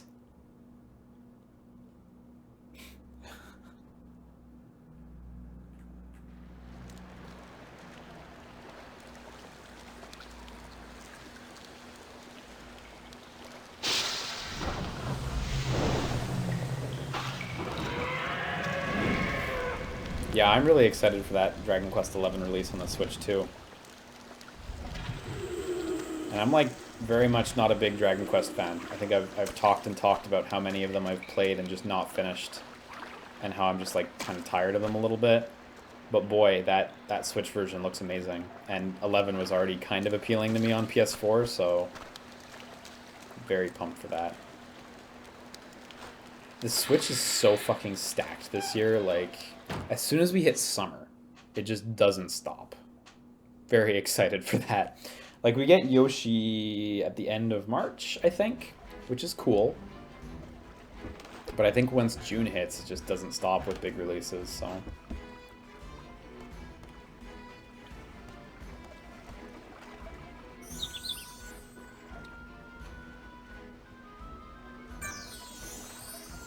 Isn't Beyond Good and Evil 2 potentially a games as a service style thing? Wouldn't it never stop development even after launch?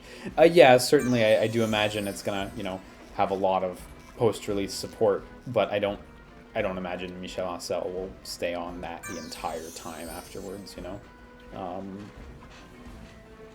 Usually when a game like that ships, like a lot of staff gets off to work on other projects, you know? So... they'll definitely be able to free up some space. Hopefully Rayman 4, but who knows? I don't even, like, want Rayman 4 particularly. I don't love Rayman at all. It's like, I have no strong affection one way or another for him. If I did, I would have played all the games, but I really haven't.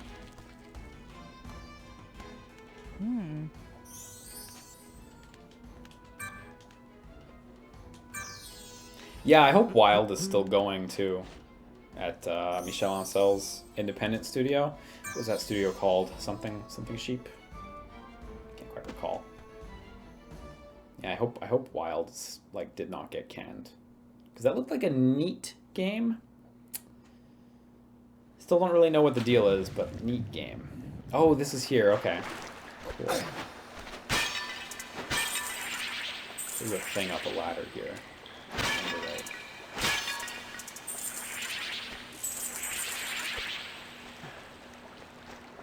Yeah, so what's in that little pot? What's different? Abydosian pearls. Okay. Yeah, I saw that bubble meter too. Gonna get a bunch of swimming in later. I don't think right now we can actually... Can we dive? Hang on, do we have a dive command there? Oh yeah, we do have a dive. There we go, there we go. Oh shit!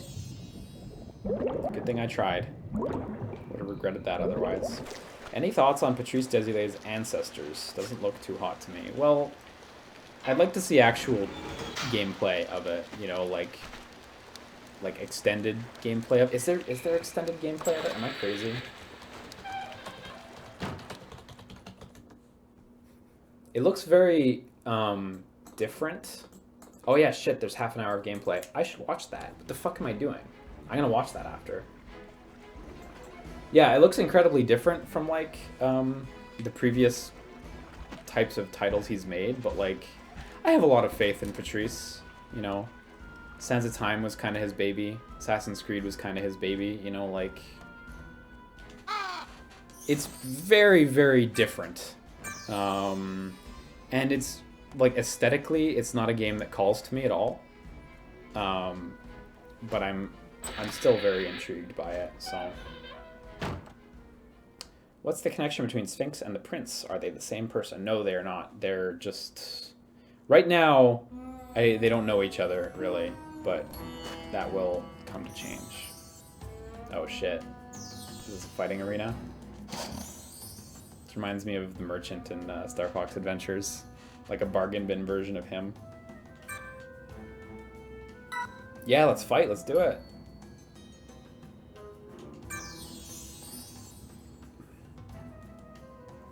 $20 seconds, okay.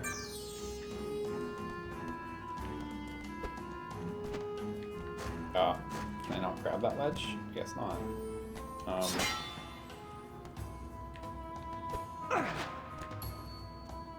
There may be another condition I have to fulfill in order to partake in the gauntlet.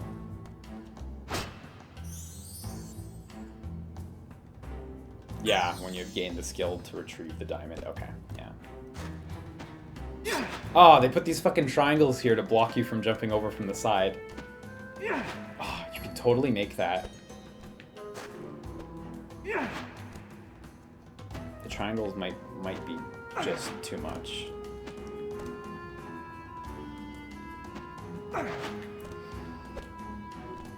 If you could time it, you might actually be able to do it. Oh, that was close. With those triangles in place, though, I think I'm cooked. God, I would not be shocked if someone could actually make that jump. Like, if someone showed me a clip, I could totally believe that that's doable, but very, very tough. Our greatest nemesis, the triangle. I know, right? You know they placed them there just for that, though. Yeah. Oh well, that's fine. I'll come back later. Is this accessible? No, I didn't think so. I guess that's where the gauntlet is. Okay, so that's its own little thing.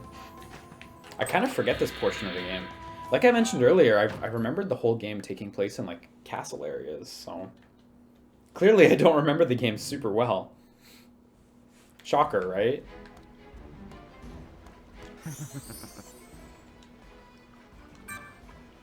Ah, pearls. You lost 3 pearls? Or you have 3 missing, sorry? Well, I've got 1 pearl for you. 2 more. So we can just jump in the water whenever, too. Oh, shit, hang on. Is it faster to jump along this? No, it's not. Yeah, the mummy's mostly in the palace? Ah, okay. That's probably what I'm remembering. Because, like, I didn't want to spoil it, but I guess I'll just spoil it. The mummy's, like, pretty much all stealth sections, right? Like, that's the mummy gameplay. Sphinx gets to be Link, and the mummy gets to be, I don't fucking know, stealth. Sam Fisher. Oops.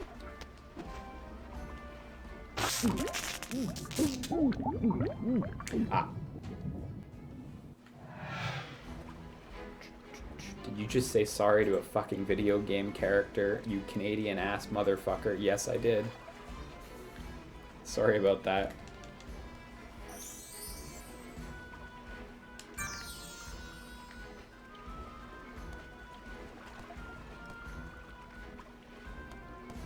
The water's electrified because of the eels we saw earlier. It makes sense, guys. Just think about it. Electric eels in the water? Come on. Get with it.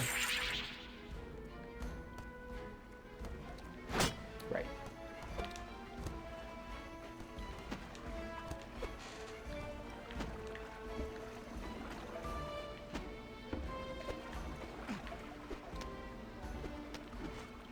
Oh, I like that you can come to this little middle area from either side. So you can actually get across this whole area from either way. That's neat. It's almost like someone was paid to think about it. Please don't read my swears out loud. You are too pure. Oh. In the future, I'll try not to.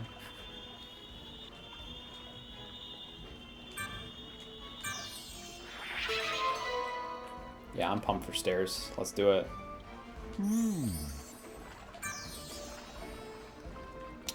Okay, where does this key go exactly?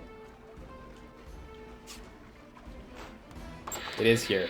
Okay, this door didn't have like an obnoxiously big lock on it, which is like super inconsistent with the rest of the game, but whatever. Take it, I guess. I guess this is what passes in 2003.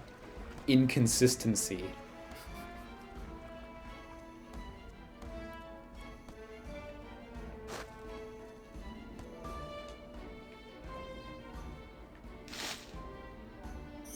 Yeah. But it withered and died almost immediately. I guess I need a storage component for that. Here, I'm gonna get something to go down this too.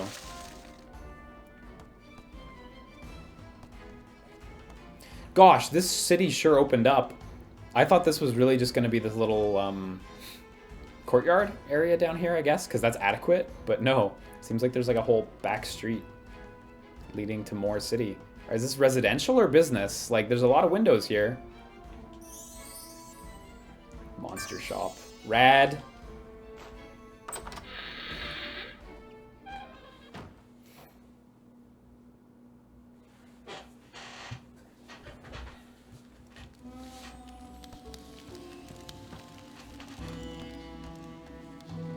What is the deal?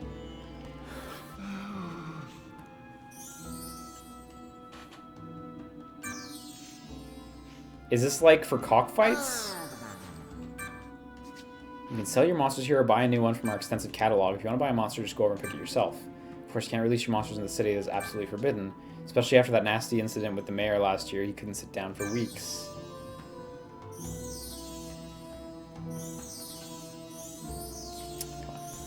Stand right in front of them.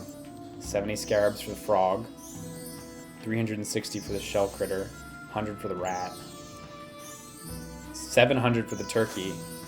900 for the shuttlecock. Oh shit, I actually need 9 more coins to buy anything. Damn, I thought there would be some bargain one I could afford.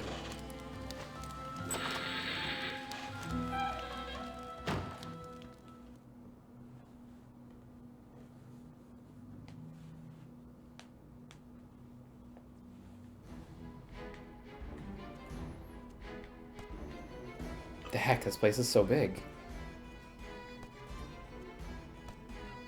Why is every game gotta be open world nowadays? Okay, that looks like that goes off a bit further. Holy shit.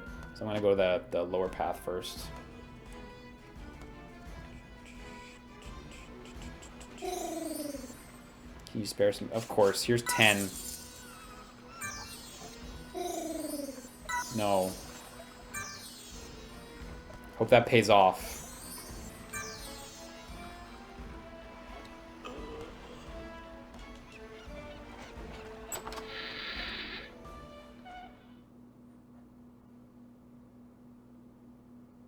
It never pays off? Oh, does it actually never pay off?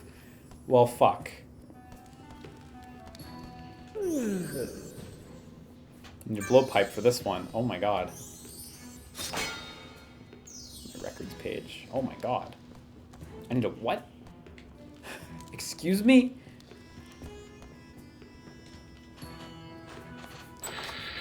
You need the dual claw shots for this game. You need the stasis rune for this game. You need max act for this game. Can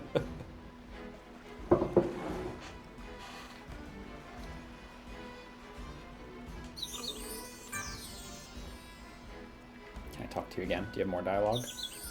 Okay, that may be a thing later. When you get the various suits, actually after the gravity suit in this game, weirdly enough. Sorkon's sequence shack. Successful sequences score scarabs. Let's make some money. We need to make 19 to get that lizard.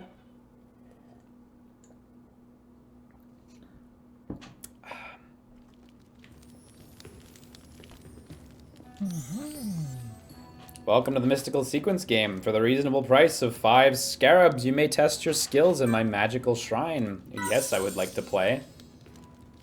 Try and remember the sequence. Oh, is it Simon?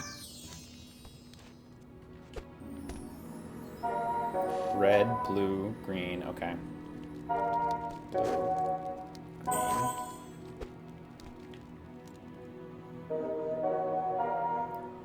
Okay.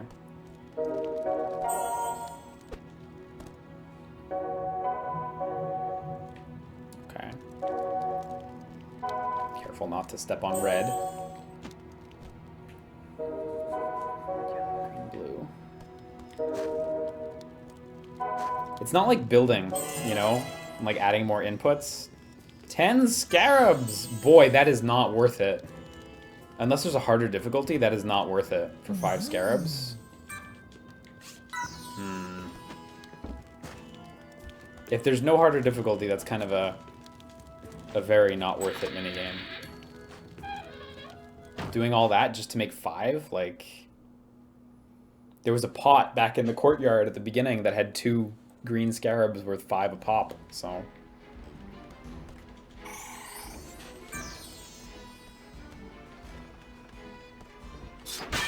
Haven't been paying attention? Yeah, there, look, 10 scarabs right there. Haven't been paying attention. Do the furries and humans live alongside each other? Alongside is probably a little bit closer than the actuality in this game, since this seems to be a city comprised only of anthropomorphic characters. But they do appear to live in the same world, yeah. You should give the beggar 20 more scarabs. I can't tell if you're talking funny things. Oh, I need a visa for this. Get out of here, time waster.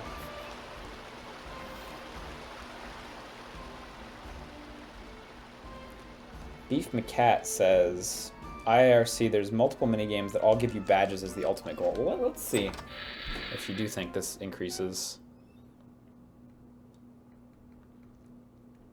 You're very welcome, Level Leon. Hope you enjoyed the stream.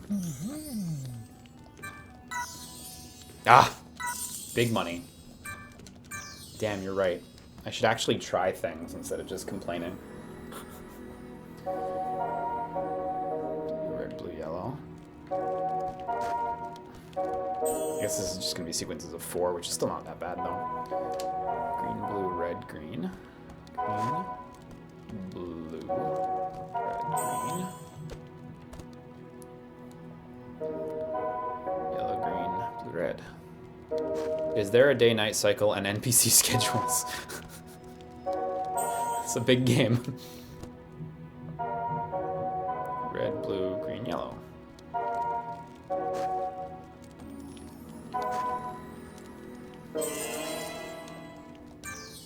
Okay, that's more worthwhile.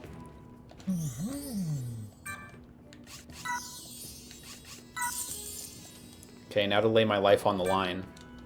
God, I'm gonna lose. It's gonna be like 6 or 7 inputs. It's gonna be bad, guys. Red, yellow, green, blue, green. Red, yellow, green, blue, green. If it's only 5, I can manage this, I think. Yellow, blue, red, green, blue. Thank you for putting them all in a row like that. Blue, green, blue, yellow, red. Blue, green. Oh, blue, yellow. I walked really close to red there. Green, blue, yellow, red, blue. Green, blue, yellow, red, blue. And I think that's it. Wow, okay. Yeah, you're right, there are medals. Hey, look, endgame achievements for minigames. I'm good. You can make some decent money there. Oops.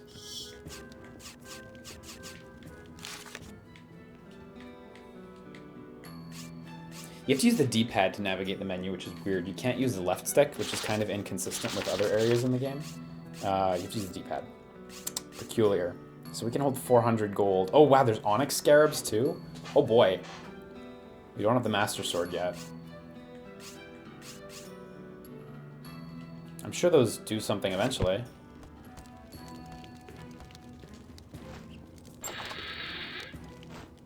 You did help, Beef McCat. Thank you, I appreciate it. Seriously.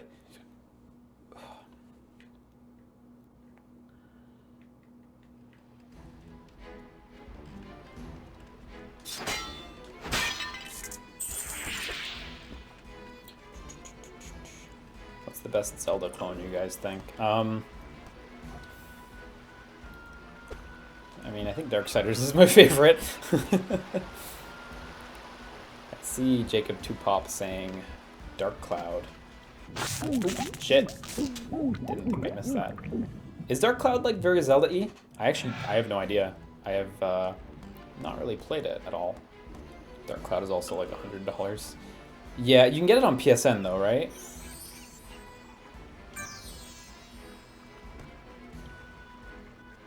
Yeah, I need something to let me crawl across these things.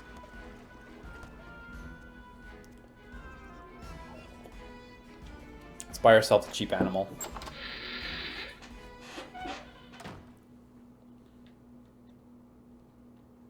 Yeah, Okami's pretty good too.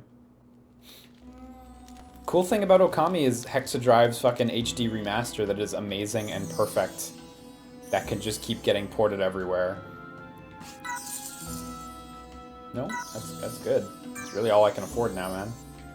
So what is that? I have a small frog, which has 1 attack and 4 defense. What is this system?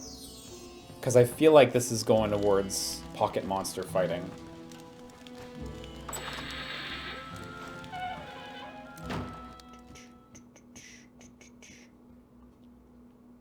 Oh, isn't Legacy of Kain Soul Reaver generally well regarded as being a Zelda-esque game?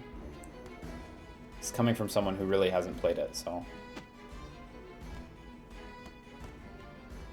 Oop, wrong way. Just want to get these 10 scarabs before I move on. Okay, so what am I doing? Oh yeah, this is open now, okay. This is open because... reasons. I don't remember why this is open.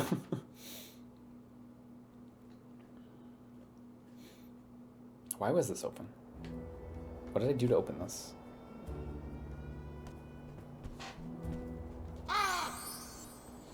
I should play Soul Reaver on my Vita. I should do that. Oh, hopefully we'll catch the grand opening ceremony.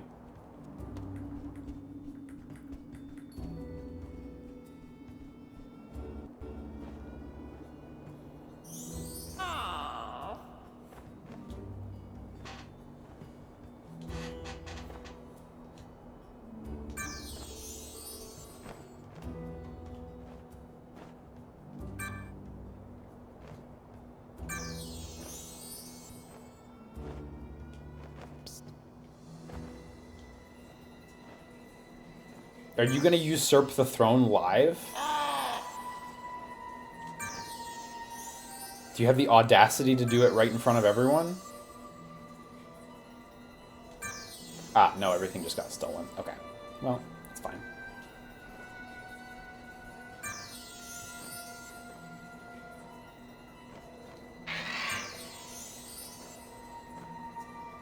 A sarcophagus, huh? That's convenient.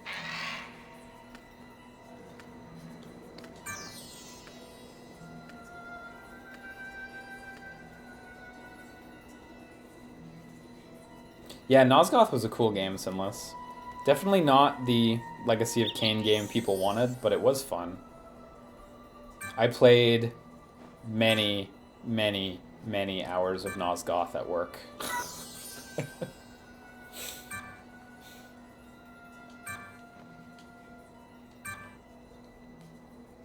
Yeah, let me contribute. If you capture an animal for the exhibition, come and see me. If you happen to find any of the stolen jewels on your journey, talk to my associate, the jewel expert. I cannot pay you for your animal donations, but as a symbol of our gratitude, for the first animal donated, you will receive a valuable gift. I should probably get the valuable gift then. Maybe I'm going to regret giving away my one creature, but... Ah, it's a zipline handle. Okay, well, I needed that anyway, so... Hopefully I'll be able to buy another creature, just in case I need them to fight other creatures or something.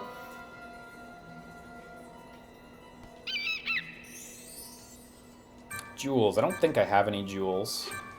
Like, if you'll take my medal I got for playing that Simon game. Yeah. Didn't think so.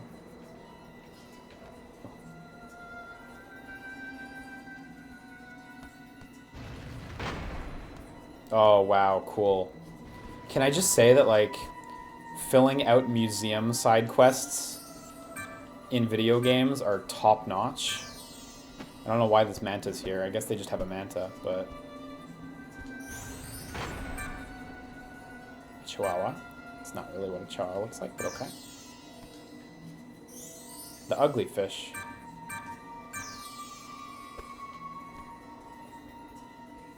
But yeah, I love filling out museums in video games.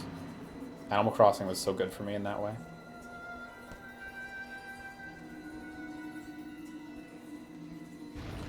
You will be able to collect creatures out in the wild, if I remember correctly. Oh, cool. I did not remember any of this being a thing. What are you called?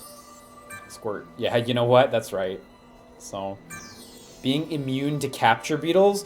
Capture beetles? Is that like a Pokeball? But for monsters in Sphinx and the Cursed Mummy?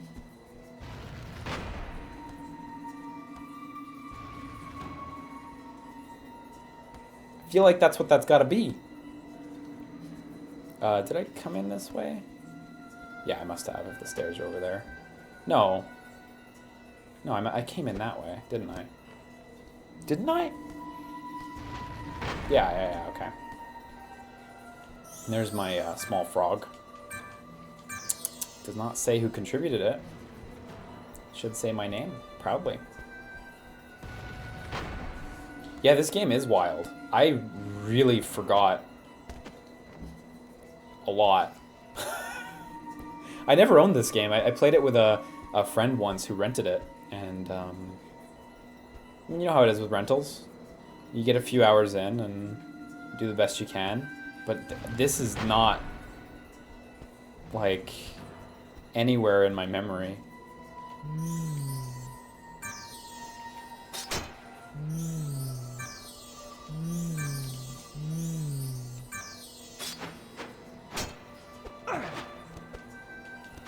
Yeah, I guess I can't do anything with her right now.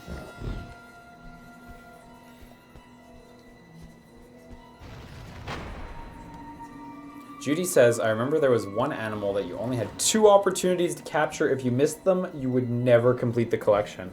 Boy, that's harsh. All those children who played Sphinx and could never get 100%.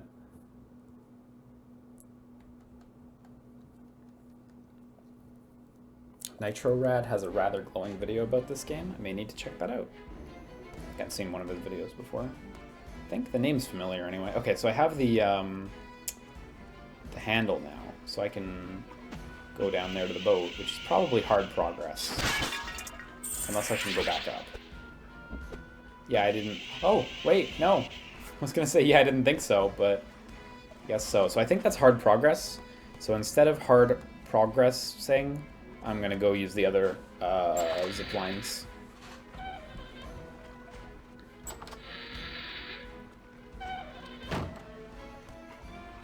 Get whatever there is on the other ends of those things first.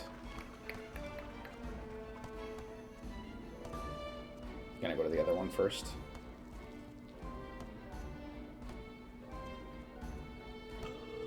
Oh, you zipline like Titanfall? Yeah, like it's almost like Titanfall ripped this game. Oh, ripped this game off super hard. What game has the most unforgiving of those mechanics, like where you only have one shot and that's it, you can't reload your save or anything? Okay, aside from the indie game that I think is called One Shot, where you literally only get to play it once, aside from that, Final Fantasy XII, I believe the weapon is called the Zodiac Spear. I think you only have one chance in the game to get it. Metroid Prime... Or is it Prime 2? One of those two has a scan you can only get once. It's on the back of a door after you enter a room. And if after you leave the room, you can no longer get the scan. I think those are the 2 least forgiving ones that I know of. Or like insignificant releases anyway. I'm sure there are a bunch of like busted games that have big missables, but like as far as significant releases though, those are the 2 that really jump out at me. Oh, there's like nothing up here. Oh, well, how much is that worth? A fair amount. Yeah. Almost. What was this door again? Did I come in this way? No, okay, this is just a door.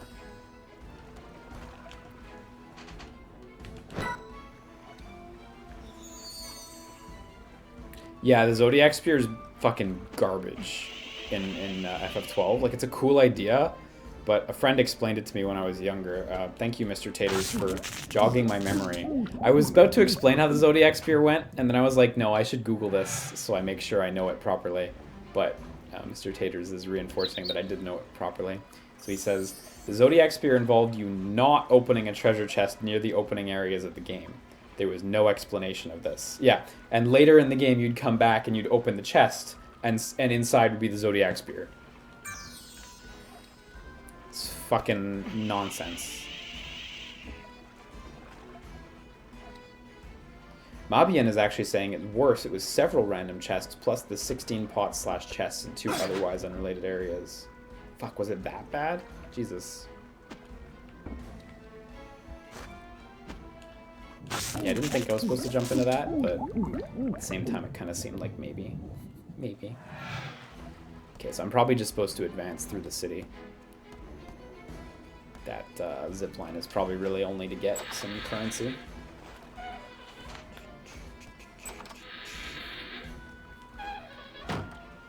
GDJ says, as galling as those mechanics can be, I think they have a certain appeal. I very strongly agree with you, actually. The idea that you like can't have a perfect save file and that it's easy to miss getting a perfect save file and stuff. Like, I definitely think that, you know, if your game incorporates like achievements or objectives that involve doing everything and doing everything perfectly, you're gonna risk upsetting some people. But I do think it's pretty neat when games are willing to let you miss stuff, you know? I know what you mean. It's an abstract kind of feeling, isn't it? What happened to the big lava area with Falco? Falco died in the lava.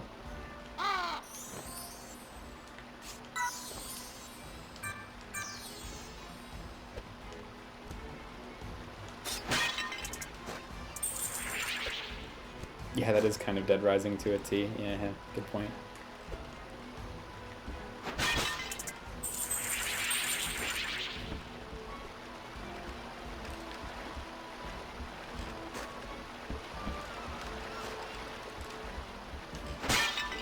Yeah, the cool thing about the Souls games in that regard, like missables and such, cool thing about the Souls games is they're like very like eminently replayable with like strong New Game Plus components. So even when you miss stuff, like it's easy to go back for them.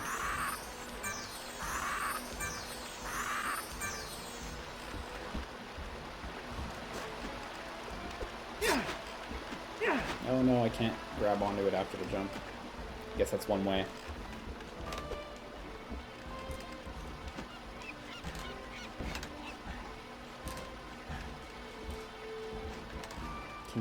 Can we rate Scarabs fairly high on the list of best video game currency? I think it's a good one, honestly.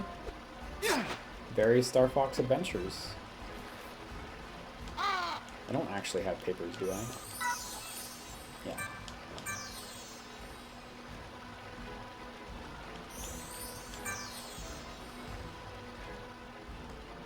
So that'll just bring me down there. I didn't actually zip down it. Oh, there we go. There's another zip line here.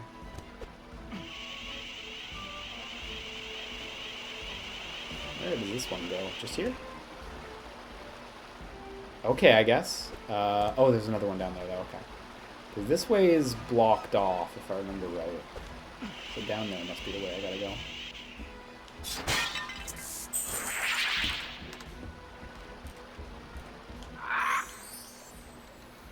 I'm Konsu, the boat captain. You seem like the typical guy who loves adventure. My services include holiday trips of all kinds at very reasonable prices. If you like, I can provide transport to Heliopolis for a mere 25 scarabs. Let's do it. Are we in Heliopolis? Is this just going to bring me around to the front? Or am I crazy? Jacob Tupop asks, did they touch the game up a bit for the port, or does it just hold up well visually? I definitely think they must have had higher res textures lying around. Otherwise, yeah, the texture quality is really quite good in some regards. Ah, no, I am in Abydos. Okay. Phew. Did not spend money for nothing. Okay, we can finally get a cursed mummy section.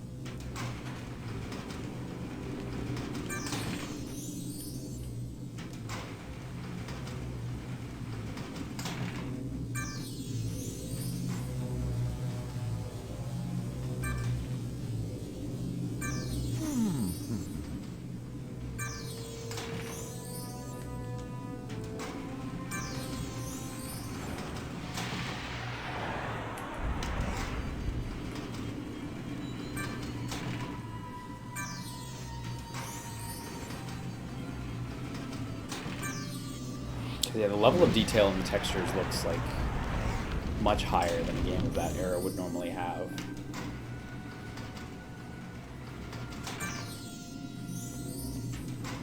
I don't know if they actually had the original textures lying around, or if they used a program to up-res them with AI, but this is kind of a neat villain design.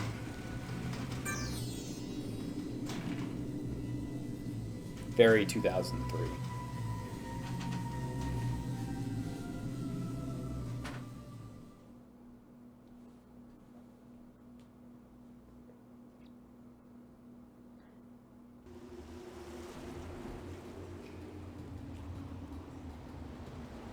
This boat moving diagonally through the water.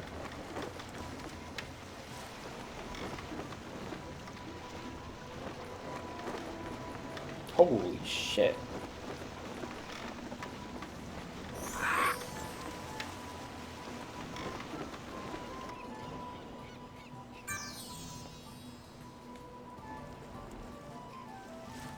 What the fuck? This game has such big areas.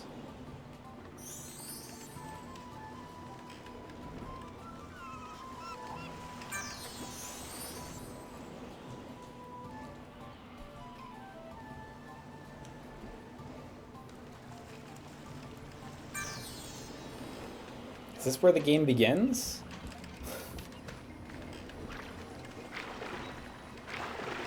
Press the fast button. I like how Y is just the fast button. I saw these targets earlier. What do these do? Probably have to hit them in time.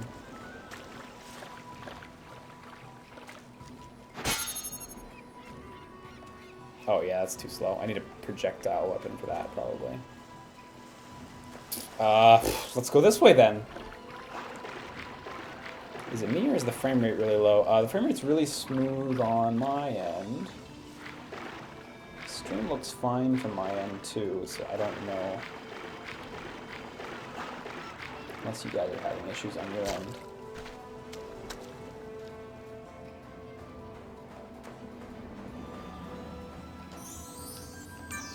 Cursed Palace, yeah, okay. That's an appropriate sign to have in front of a cursed palace, I guess.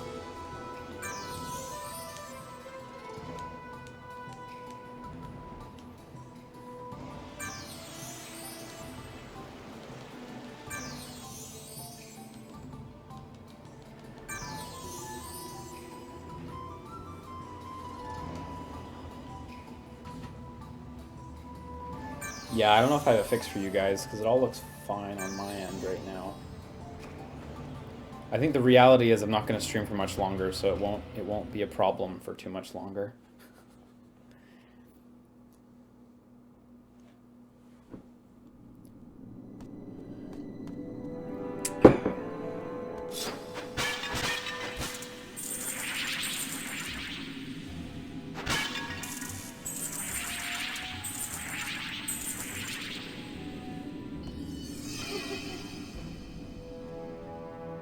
Is that a monster I can catch? Definitely feels like that's what that is. Oh, jeez. Is that monster? Oh my god, he's got eye beams.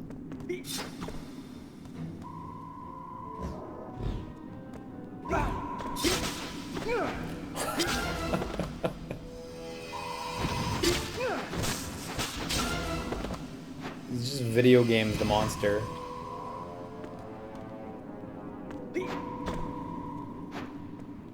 That backflip he does is great. Legitimately good evasive maneuver that is working. I love when enemies have evasive maneuvers that like actually work with the space that they use, and they aren't just iframes to go through your attacks. Not that there's a problem with iframes going through your attacks or anything, but when they're actually able to jump like physically out of the way of your swings, I always find that really satisfying. This is just nothing for now. This port of AC Origins looks really rough. Yeah. What is this place? Does this game not have a lock-on yet? It does not have a lock-on. So, just gotta deal. So there's these boxes that I can't currently use. And there's a bunch of these things that I guess I need to find color-coded objects for.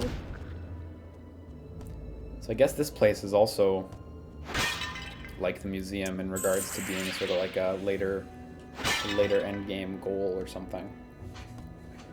This doesn't look to be a dungeon. This looks to be, I mean, the purpose of this area really looks to be like unfreezing all these people who got cursed.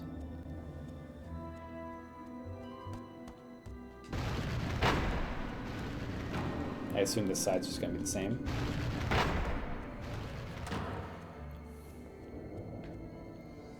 Yeah. Okay. Probably don't need to futz around in here then.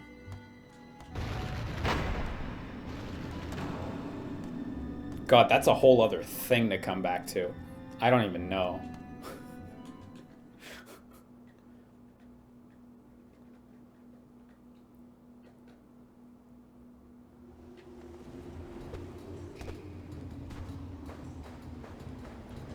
Let me safety save real quick. Oops, safety save. If I'm playing this on my GameCube controller, I really should be. I'm actually not. You're not wrong, I should be playing on a GameCube controller. I wonder if it has GameCube button inputs. I'm gonna go ahead and say no. That it doesn't actually officially support the GameCube controller and it just works because GameCube controllers just work. You're right, I should be playing it like that. The true way. Unfortunately, the UI is not accurate anymore. Fuck those lasers, man.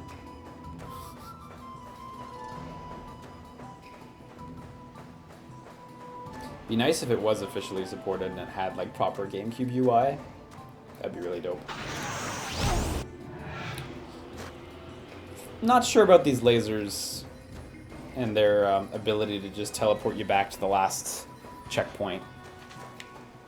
Not totally sold on those things, you know? So those are just blocking off that area. I could probably make it with carefully timed guards, but I feel like I'm supposed to go this way. You need more frenzy resistance.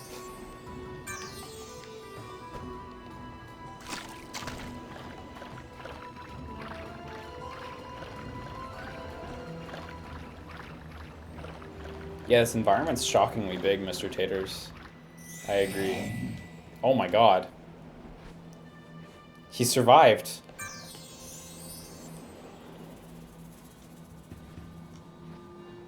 And now he becomes the rival character he was always destined to be.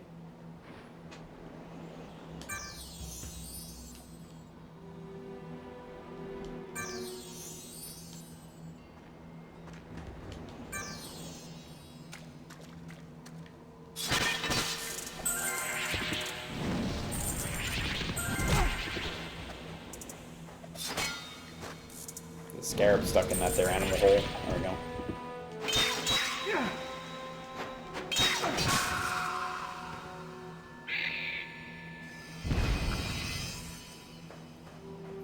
Yeah, so I can't jump high enough.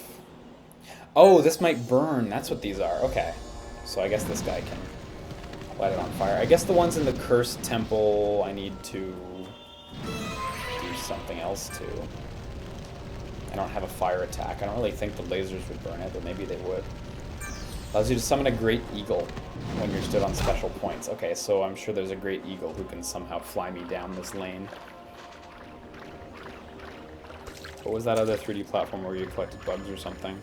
Bugdom, Star Fox Adventure, Mr. Mudo, Dr. Mudo, I think. There's a couple.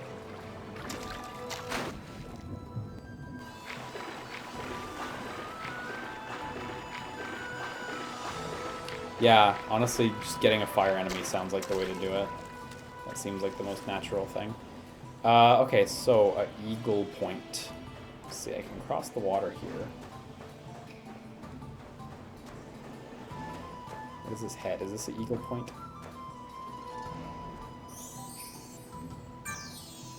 Oh, no, that's a whole other thing. Hidden mechanics. Jesus. Oh, is this an Eagle Point? This thing on the ground here? Might actually. Yeah, this looks about right. Eaglestone.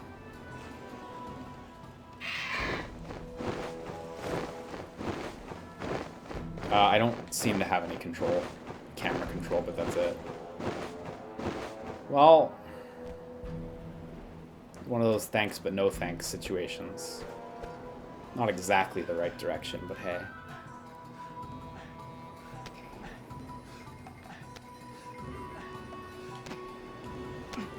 Am I gonna roll this boulder down there? Is that the roundabout way we're gonna do this? There's another eagle point there. So this lets us get up and around and through the gates without having to go by the laser tower things. Oh man, we gotta decode language too.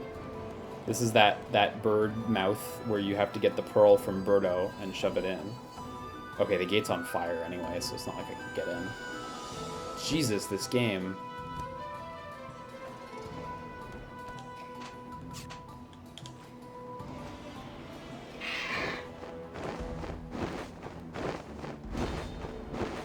Oh my god, this area is really expansive. There's a big treasure chest up there.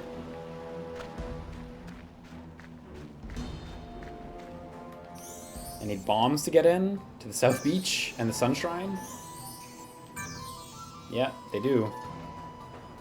Those explosive animals would be good. Oh, I shouldn't go near that. I need explosives to knock that down.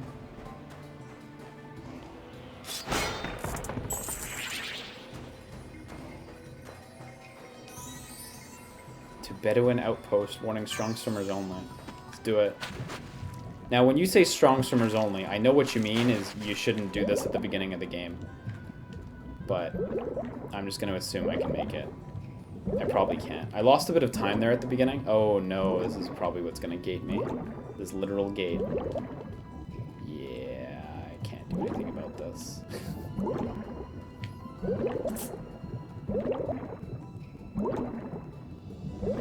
Yeah, I might make it back in time. Not like it's really high stakes anyway. Okay, so that goes to a whole other area too. Jesus. I can't be the only one here who's like kind of shook by how big this game is. And then, yeah, that's one of those towers. I believe you needed explosives to break it though. This still needs eyeballs. That just regenerated. Everything's going off. This looks like it controls great. Honestly, his jump doesn't feel good, but everything else is fine. Yeah, that needs explosives. But I can check out this little farm, I guess. Is this like a planting quest? Do I need to plant things? If I walk across that thing, I'm gonna get blasted. Yeah, no path behind the waterfall, unfortunately. Oh shit, I can't jump back up now either. I've committed myself.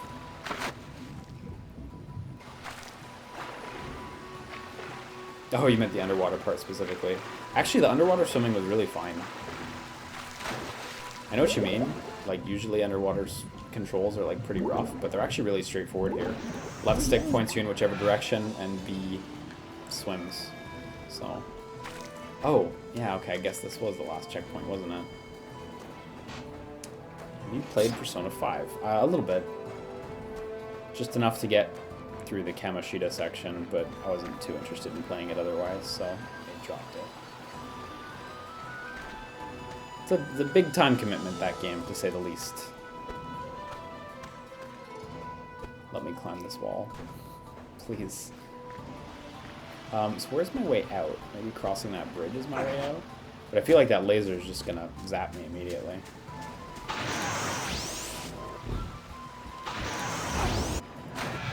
That's really tough to get by.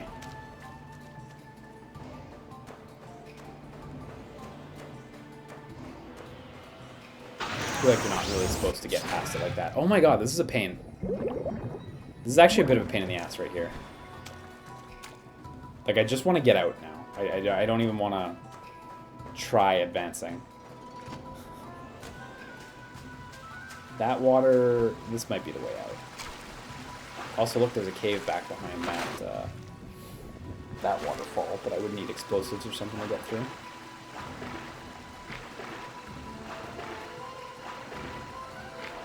Yeah, there's a small soldiers game. It's very bad, though.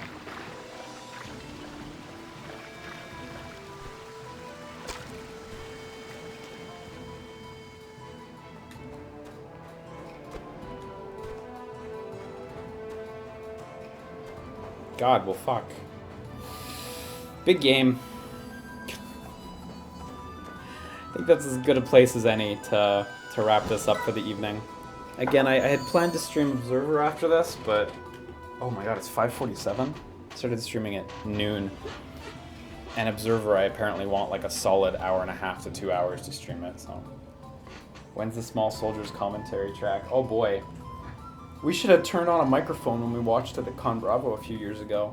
It was me and Takahata 101 and Matt and Wooly and who else? Antfish and a couple other friends of ours. We had a fucking blast. Small Soldiers is so good. Made by a lot of people who worked on like the Terminator and Predator films, and it shows.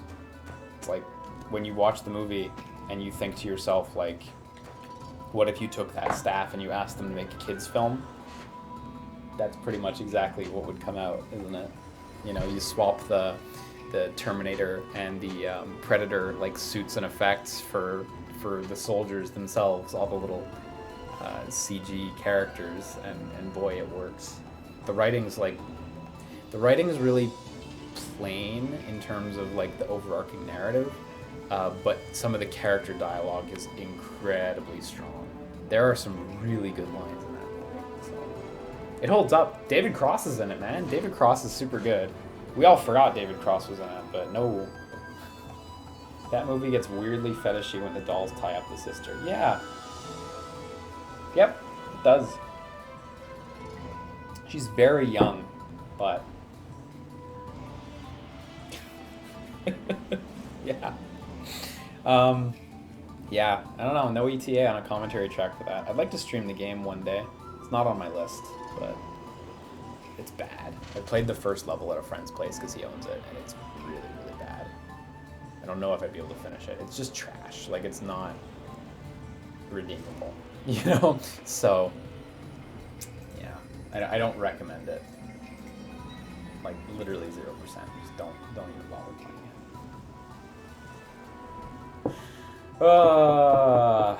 Let me head over to Streamlabs real quick.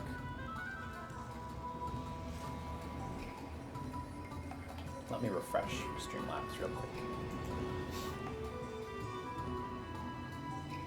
Shoutouts tonight. Streamlabs is not updating correctly. Shoutouts tonight to Jaruna Parva, Ghost Mutton, and Wedalo for their subscriptions. I know it didn't get everyone. Shoutouts also to VZLA Nemesis, who I know I saw subscribe earlier. I know there were a few others. Unfortunately, Streamlabs has not tabulated everyone nicely this evening, so I'm afraid that's just going to be what I have here. But thank you, any of you who subscribed. I do appreciate it, as always. Thanks, everyone, for tuning in this evening. We're going to be streaming again tomorrow. Tomorrow's the Nightmare stream. I don't know if I'm excited for it. Tomorrow we're streaming Apex Legends, which should be a time. We're going to be streaming at noon, 12 p.m. Eastern tomorrow, Apex Legends. It is a sponsored stream, so I am getting paid to stream it, which is going to be fun. I do like Apex Legends, but I'm not very good at it, so we'll see how this goes. We'll see, right? Shoutouts also to Commando Joe for gifting subscriptions to a bunch of people. You can't keep doing this to me, Joe. You can't keep doing this to me. You really can't. Anyway, I'm off for the night. I'm starting to lose my voice. I need it back for Apex Legends tomorrow, so... You guys all have a good evening. Go play Sphinx. Everyone's got to go play Sphinx now. I expect book reports about Sphinx and the Cursed Mummy on my desk tomorrow. Have a good evening, guys. Take care. Sleep tight. Bye-bye.